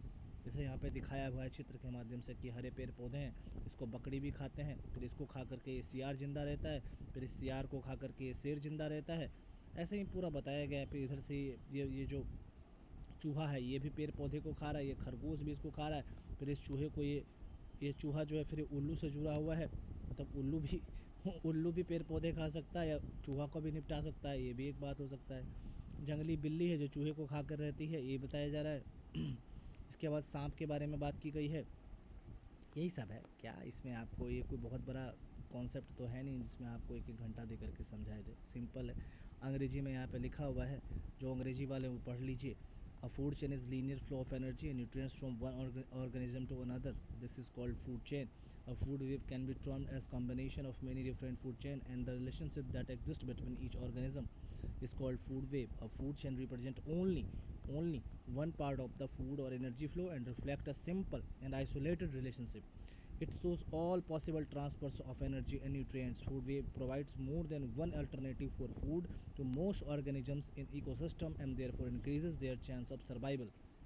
Okay? अब चलते हैं जैव भू रासायनिक चक्र के ऊपर। जैव भू रासायनिक चक्र, बायो जियो केमिकल साइकिल। इसमें ज़्यादा बड़ा नहीं है, इसके बहुत सारे फॉर्म्स हैं, लेकिन इसमें से 2-3 चीज़ें बस देखना है। इसमें तो आप बहुत सारा चीज़ आएगा, नाइट्रोजन चक्र आ जाएगा, फॉस्फोरस चक्र आ जाएगा, उतना हमें नहीं जानना है। अगर उसके लिए आप देखना चाहें तो यूट्यूब वगैरह पे मिल ही जाएगा। मैंने इसमें जो मेन भू रसायन चक्र क्या होते हैं केवल उतना जान लेंगे, तब भी आप क्वेश्चन को सॉल्व करने के योग्य हो जाएंगे। तो जैव भू रासायनिक चक्र क्या होता है ज़रा जान लें। जैव अजैविक घटकों के फलस्वरूप पारिस्थितिक तंत्र में पोषक तत्वों का जो प्रवाह होता है ना, इसे पोषण चक्र कहते हैं। पोषण चक्र के 2 प्रकार होते हैं, एक गैसीय चक्र होते हैं, एक अवसादी चक्र होते हैं। गैसीय चक्र जो होते हैं इसका भंडारण या तो वायु या तो समुद्र द्वारा, मतलब समुद्र में होता है। इसके अंतर्गत नाइट्रोजन, ऑक्सीजन, कार्बन एवं जल भंडारण आदि शामिल हैं। अब इसके बारे में भी बहुत डिटेल से जो है आप इसमें मतलब भू रसायन चक्र में पढ़ सकते हैं जा करके। लेकिन अभी अगर केवल आप इतना याद रखेंगे कि ये जो नाइट्रोजन है, ऑक्सीजन है, कार्बन है, जल का भंडारण है, ये गैसीय चक्र के उदाहरण है, तो भी आप क्वेश्चन को अटेम्प्ट कर सकेंगे। और अवसादी चक्र के उदाहरण कौन से, सेडिमेंट्री साइकिल के उदाहरण कौन से हैं? इसका भंडारण पृथ्वी के ऊपर ही होता है, सतहों पर ही होता है, और इसके अंतर्गत iron, calcium, phosphorus and sulphur आदि शामिल हैं। कौन शामिल है? Iron, calcium, phosphorus and sulphur, ये शामिल है सेडिमेंट्री में। और उधर उसमें कौन सा था जो गैसियस था? गैसियस में शामिल था नाइट्रोजन, और कौन सा था? O2, और कौन था? कार्बन, और कौन था? जल, ये सब। ठीक है जी, ठीक है जी, ओके। जब भू रसायन चक्र आपने देख लिया, अब ज़रा ये देख लें, पारिस्थितिक अनुक्रमण देख लेते हैं। ठीक है, इकोलॉजिकल सक्सेशन, इसके ऊपर इससे भी जुड़ा हुआ प्रश्न ऊपर आया है। क्या होता है पारिस्थितिक अनुक्रमण? वह प्रक्रिया जिसके द्वारा किसी क्षेत्र में पाई जाने वाली वनस्पति या जंतु के समुदाय समय के साथ दूसरे समुदाय में परिवर्तित हो जाते हैं। इस परिवर्तन में जैविक तथा अजैविक दोनों घटक शामिल होते हैं। ठीक है, मतलब यहाँ कह रहा है कि वैसा कोई जंतु या कोई भी समुदाय जो समय के साथ एक समुदाय से दूसरे समुदाय में परिवर्तित हो जाता है, ठीक है, उसको हम पारिस्थितिक अनुक्रमण कहते हैं। इसके दो प्रकार होते हैं, एक को कहते हैं हम प्राथमिक अनुक्रमण और दूसरे को कहते हैं हम सेकेंडरी अनुक्रमण या सक्सेशन। प्राथमिक अनुकरण क्या होता है या प्राइमरी सक्सेशन क्या होता है वो समझ लीजिए। जो प्राइमरी सक्सेशन होता है वो खाली क्षेत्रों में होता है, जैसे चट्टानों में हो सकता है, डेल्टाओं में हो सकता है, हिमोड वगैरह सब में हो सकता है। तो जब भी प्राथमिक अनुक्रमण होगा वह खाली क्षेत्रों में होगा, और प्राथमिक अनुक्रमण में हमेशा द्वितीयक अनुक्रमण की अपेक्षा अधिक समय लगेगा। मतलब जो प्राथमिक अनुक्रमण होगा वो हमेशा सेकेंडरी अनुक्रमण की अपेक्षा ज़्यादा समय लेगा। क्यों लेगा समय? क्योंकि इसमें मृदा निर्माण का काम चलता है, मतलब इसमें मृदा निर्माण होता है, और मृदा निर्माण अपने आप में एक लंबी अवधि को के लिए लिया जाने वाला समय है। जबकि जो सेकेंडरी सक्सेशन होता है, द्वितीयक अनुक्रमण होता है, वहाँ मृदा पहले से ही पाए जाते हैं, मतलब वहाँ मृदा पहले से ही होता है, इसीलिए उसको दिक्कत नहीं होता है, तुरंत वो वहाँ पे मतलब सेकेंडरी अनुक्रमण हो जाता है, द्वितीय अनुक्रमण हो जाता है। लेकिन प्राथमिक अनुक्रमण में समय लगता है, और ये हमेशा खाली क्षेत्रों में होता है, चट्टानों में, डेल्टाओं में, हिमोडों में, इस सब में हो जाएगा। फिर द्वितीय अनुक्रमण की बात अगर करें हम, तो जो सेकेंडरी सक्सेशन होता है वो वर्तमान में प्राकृतिक वनस्पति के समाप्ति के बाद अस्तित्व में आता है। मतलब जो प्राकृतिक वनस्पति होती है ना, जब वो समाप्त हो जाता है उसके बाद सेकेंडरी अनुक्रमण का जो प्रोसेस होता है वो चालू होता है। वनस्पति के नष्ट हो जाने के बाद वनस्पति समुदाय का पुनः विकास ही सेकेंडरी सक्सेशन कहलाता है। वनस्पति जब नष्ट हो जाएगी उसके बाद वनस्पति समुदाय का जब पुनः विकास होने लग जाता है तो वह सेकेंडरी सक्सेशन होता है। सेकेंडरी सक्सेशन जो प्राइमरी सक्सेशन की अपेक्षा अधिक तीव्र होता है, ये तो पता ही है। जब प्राइमरी सक्सेशन ज़्यादा समय लेगा तो जाहिर सी बात है सेकेंडरी सक्सेशन उससे कम समय लेगा, द्वितीयक अनुक्रमण उससे कम समय लेगा, क्योंकि वहाँ पे मृदा की आवश्यकता तो पहले से ही मौजूद होते हैं। अब जो इम्पोर्टेंट है वो है जैविक अन्योन्य क्रिया, बायोटिक इंट्रैक्शन। ये बहुत ज़रूरी चीज़ें होती है, पीसीएस में हमेशा ऐसे प्रश्न बनता है, यूपीएससी तो बनाती ही है। तो इसमें आप देख लीजिए कि एक होता है असहभोजिता, एक होता है परभक्षण, एक होता है परजीविता, एक होता है स्पर्धा, एक होता है सहभोजिता, एक होता है सहजीविता, एक होता है तटस्थता। Amensalism, predation, parasitism, competition, commensalism, mutualism, neutralism, ये है। अब इसमें दो प्रजाति हमेशा होती है, मतलब पहली प्रजाति और दूसरी प्रजाति। जब भी ये दूसरे से इंटरेक्ट करते हैं, जब मान के चलिए कि ये ए प्रजाति है और ये बी प्रजाति है, ठीक है, ये जब दोनों से इंटरेक्ट करते हैं, एक दूसरे से जुड़ते हैं, तो क्या होता है वो देखिए। तो पहला, अगर उनके बीच में अमेंसलिज्म हो जाएगा, असहभोजिता हो जाएगी, तो प्रथम प्रजाति को क्या होगा, नुकसान होगा, और जो दूसरी प्रजाति है उस पर कोई नुकसान नहीं होगा, ना नुकसान होगा ना लाभ होगा, मतलब वो अप्रभावित रहेगा। तो -+0 ये एमेंसलिज्म कहलाता है, इतना याद रखना है। फिर अगर हम दूसरी बात करें, दूसरा है परभक्षण, प्रेडेशन। इसमें क्या होता है कि एक प्रजाति को क्या होता है, लाभ होता है और दूसरे को हानि होती है। एक को लाभ होता है, दूसरे को हानि होती है। उदाहरण के लिए अगर हम शेर का उदाहरण लें और हिरन का उदाहरण लें, तो शेर जो है जब हिरन को खाता है तो शेर का लाभ हुआ, शेर को लाभ हुआ कि उसके शरीर को जो पोषक तत्व की आवश्यकता थी उसे प्राप्त हुआ। और हिरन को क्या हुआ, हिरन भाई साहब तो चल बसे इस दुनिया को छोड़ करके, तो इससे इसको क्या हुआ, नुकसान हुआ हिरन को। तो यहाँ पर ये जो है परभक्षण का उदाहरण है, इसको हम लोग कहते हैं प्रेडेशन, और इसलिए शेर को कहा जाता है ये प्रेडेटर होते हैं। ठीक है जी। इसके बाद हम बात करते हैं परजीविता के बारे में, ये सबसे खतरनाक है भैया, परजीविता, पैरासाइट में क्या होता है ना, पैरासाइट में क्या होता है, प्रेडेशन वाली बातें ही होती हैं इसमें, लेकिन थोड़ा सा दिक्कत क्या होता है कि इसमें बहुत ज़्यादा लूटता है ये पहले प्रजाति को। जैसे कि ए प्रजाति है, अगर इसको लाभ हो रहा है ना तो बी को बहुत नुकसान होता है, बहुत ज़्यादा ही नुकसान होता है, पैरासिटिज्म जो होता है, ठीक है। जैसे कि मान के चलो एक पौधा होता है अमरबेल का पौधा, या कभी आपने लौकी भी देखी होगी, ये क्या करते हैं ना कि अपना लताओं को इतना फैलाते हैं कि जो छोटे मोटे पौधे होते हैं वो उनको उगने का जगह ही नहीं मिल पाता है, तो उनको पूरी तरीके से दबा के रख देते हैं, ठीक है। तो ये सब चीज़ जो है ना बहुत खतरनाक बात है यार, काहे ऐसा कर रहा है ये लोग, हैं, नहीं करना चाहिए यार। स्पर्धा, कंपटीशन भी देखते हैं, इसमें दोनों को फ़ायदा होता है, नुकसान होता है, सॉरी फ़ायदा होता है। देखिए हम लोग क्या सोचते हैं, जैसे अभी कोई भी एग्ज़ाम का हम लोग एग्जाम्पल देते हैं, एग्ज़ाम वगैरह होता है तो हम लोग सभी कंपटीशन करते हैं एग्ज़ाम में कि कौन टॉप करेगा, कौन फर्स्ट आएगा, कौन क्या होगा, है ना, हम लोग करते हैं। लेकिन यहाँ पर देखिए कितना सुंदर बात प्रकृति कह रही है कि भाई जब भी कंपटीशन करोगे, जब भी स्पर्धा होगी, तो किसी को फ़ायदा नहीं होने वाला है, नुकसान ही नुकसान है। मतलब पहली प्रजाति को भी नुकसान और दूसरी को भी नुकसान, ठीक है। तो दोनों प्रजातियों पर इसमें प्रभाव पड़ता है। जैसे कि चूहे की कमी अगर हो जाती है, मतलब एक प्रजाति है इसको नुकसान हुआ, चूहे को नुकसान हुआ, तो उसका प्रभाव बिल्ली और सांप पे भी पड़ेगा, क्योंकि जब चूहे ही नहीं होंगे तो ये बिल्ली और सांप खाएंगे किसको? तो चूहे को तो नुकसान हो ही रहा है कि उनकी प्रजाति खत्म हो रही है, साथ साथ बिल्ली और सांप को भी नुकसान हो रहा है, क्योंकि इनका अस्तित्व भी संकट में आ रहा है, ठीक है। तो ये क्या कहलाएगा? कंपटीशन कहलाएगा। एक होता है सहभोजिता, कमेंसलिज्म। इसमें क्या होता है, एक को लाभ होता है और एक का क्या रहता है, अप्रभावी रहता है, मतलब उसको ना लाभ होता है ना हानि होता है, ठीक। तो उसको हम कहते हैं कमेंसलिज्म।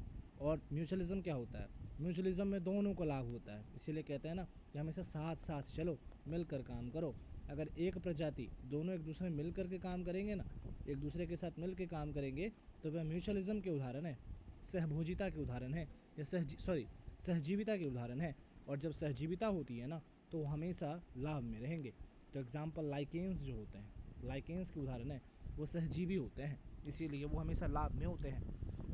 अगर हम बात करें तटस्थता के बारे में, तो इसको हम कहते हैं न्यूट्रलिज्म। और इसमें क्या होता है, ना ए को लाभ होता है ना बी को लाभ होता है, पर वो हानि भी नहीं होती है, मतलब लाभ होता है ना हानि होती है, एक दूसरे पर कोई प्रभाव पड़ता ही नहीं है। तो ये बायोटिक इंटरेक्शन की कुछ बातें थी जो आप जान चुके हो। इसके बाद आगे देख लो, भारत में प्राकृतिक रूप से पाई जाने वाली प्रजाति। तो भारत में निम्नलिखित क्षेत्रों में ग्रेट इंडियन हॉर्नबिल की अपने प्राकृतिक आवास में पाए जाने की सबसे अधिक संभावना है। तो कहाँ पाया जाएगा ग्रेट इंडियन हॉर्नबिल? वही बात कह रहा है।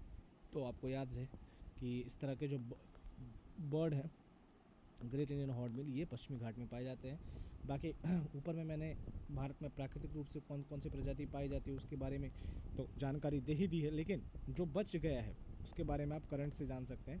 PT 365 आप पढ़ेंगे, उसमें आपको एक पूरा सेक्शन इससे है, स्पीसीज नाम से, उसको पढ़िए और जानिए। अगले वर्ष मैं पक्का आपको PT 365 पढ़ाऊँगा।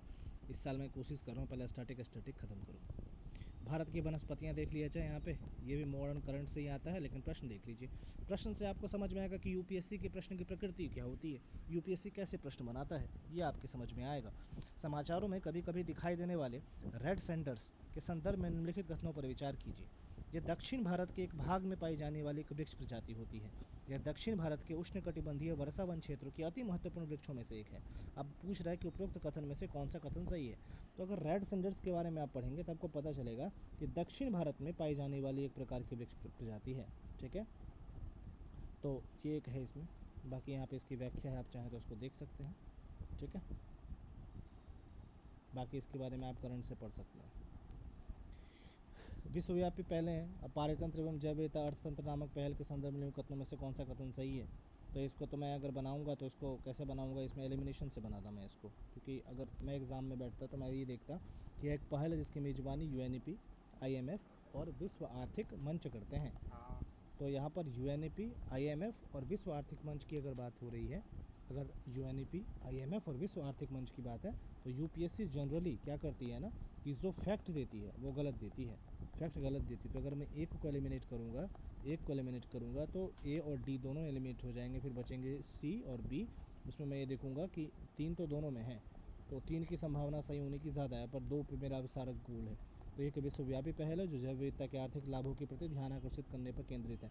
तो जनरल स्टेटमेंट है, जनरल सामान्य स्टेटमेंट है, इसलिए मैं इसको सही मानूंगा और आंसर C तक पहुंचूंगा।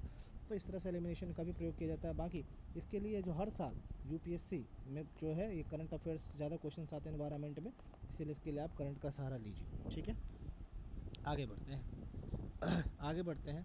आगे ये इम्पोर्टेंट है, जितना स्टैटिक चीज़ है ना वो रटवा दूंगा मैं, टेंशन मत लीजिए उसके लिए। पारिस्थितिक दृष्टिकोण से पूर्वी घाटों और पश्चिमी घाटों के बीच एक अच्छा संपर्क होने के रूप में निम्नलिखित में से किसका महत्व अधिक है। तो इसका वैसा आंसर तो इसका सत्यमंगलम बाघ आरक्षित क्षेत्र है, सत्यमंगलम टाइगर रिजर्व है, क्योंकि ये क्या है ना, जो पश्चिमी घाट और पूर्वी घाट, ये जैसे पश्चिमी घाट, ये पश्चिमी घाट है, ये पूर्वी घाट, उसके बीच में बिल्कुल नीलगिरी पर्वत है, यहाँ पर बिल्कुल है सत्यमंगलम टाइगर रिजर्व। तो ये ध्यान में रखिए। चलिए देखते हैं और कौन कौन से बाघ आरक्षित क्षेत्र हैं, और कौन कौन से बाघ आरक्षित क्षेत्र, टाइगर रिजर्व क्षेत्र हैं, जरा इसको देख लेते हैं। तो चलिए शुरू करते हैं हम कहाँ से, उत्तराखंड से। पानी पी के बैठ जाएं, क्योंकि इसे याद रखना बहुत ज़रूरी है, इससे प्रश्न आते हैं, आएंगे, आते भी रहेंगे। तो चलो भैया शुरू करते हैं। उत्तराखंड में कौन कौन सा है।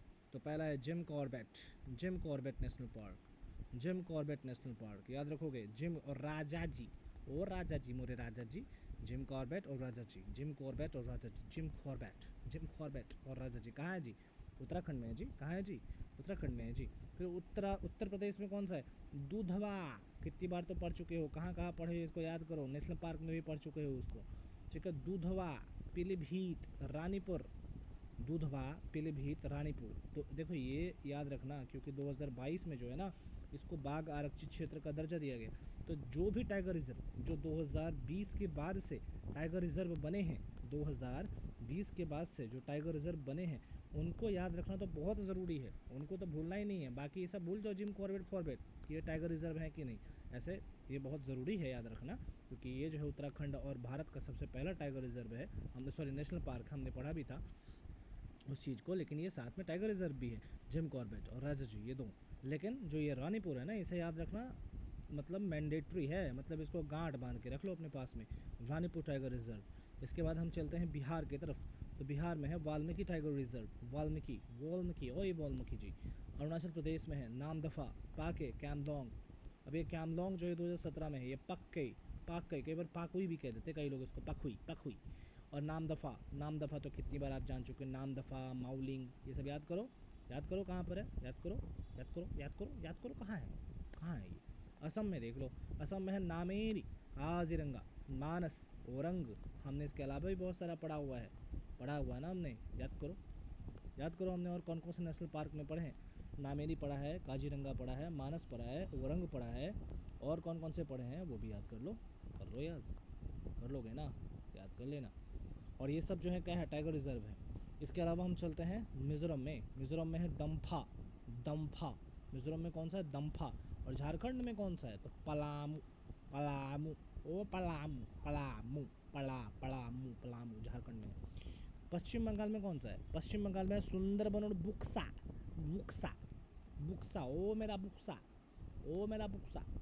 ओ मेरा बुक्सा।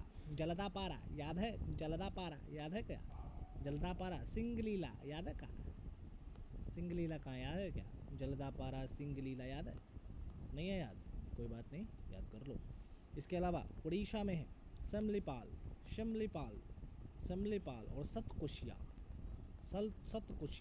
भितरकनिका कहाँ है, याद है क्या? याद कर लो, याद नहीं है तो उड़ीसा में है शमलीपाल और सतकोशिया। इसके बाद हम चलते हैं कहाँ पे भैया? छत्तीसगढ़ में।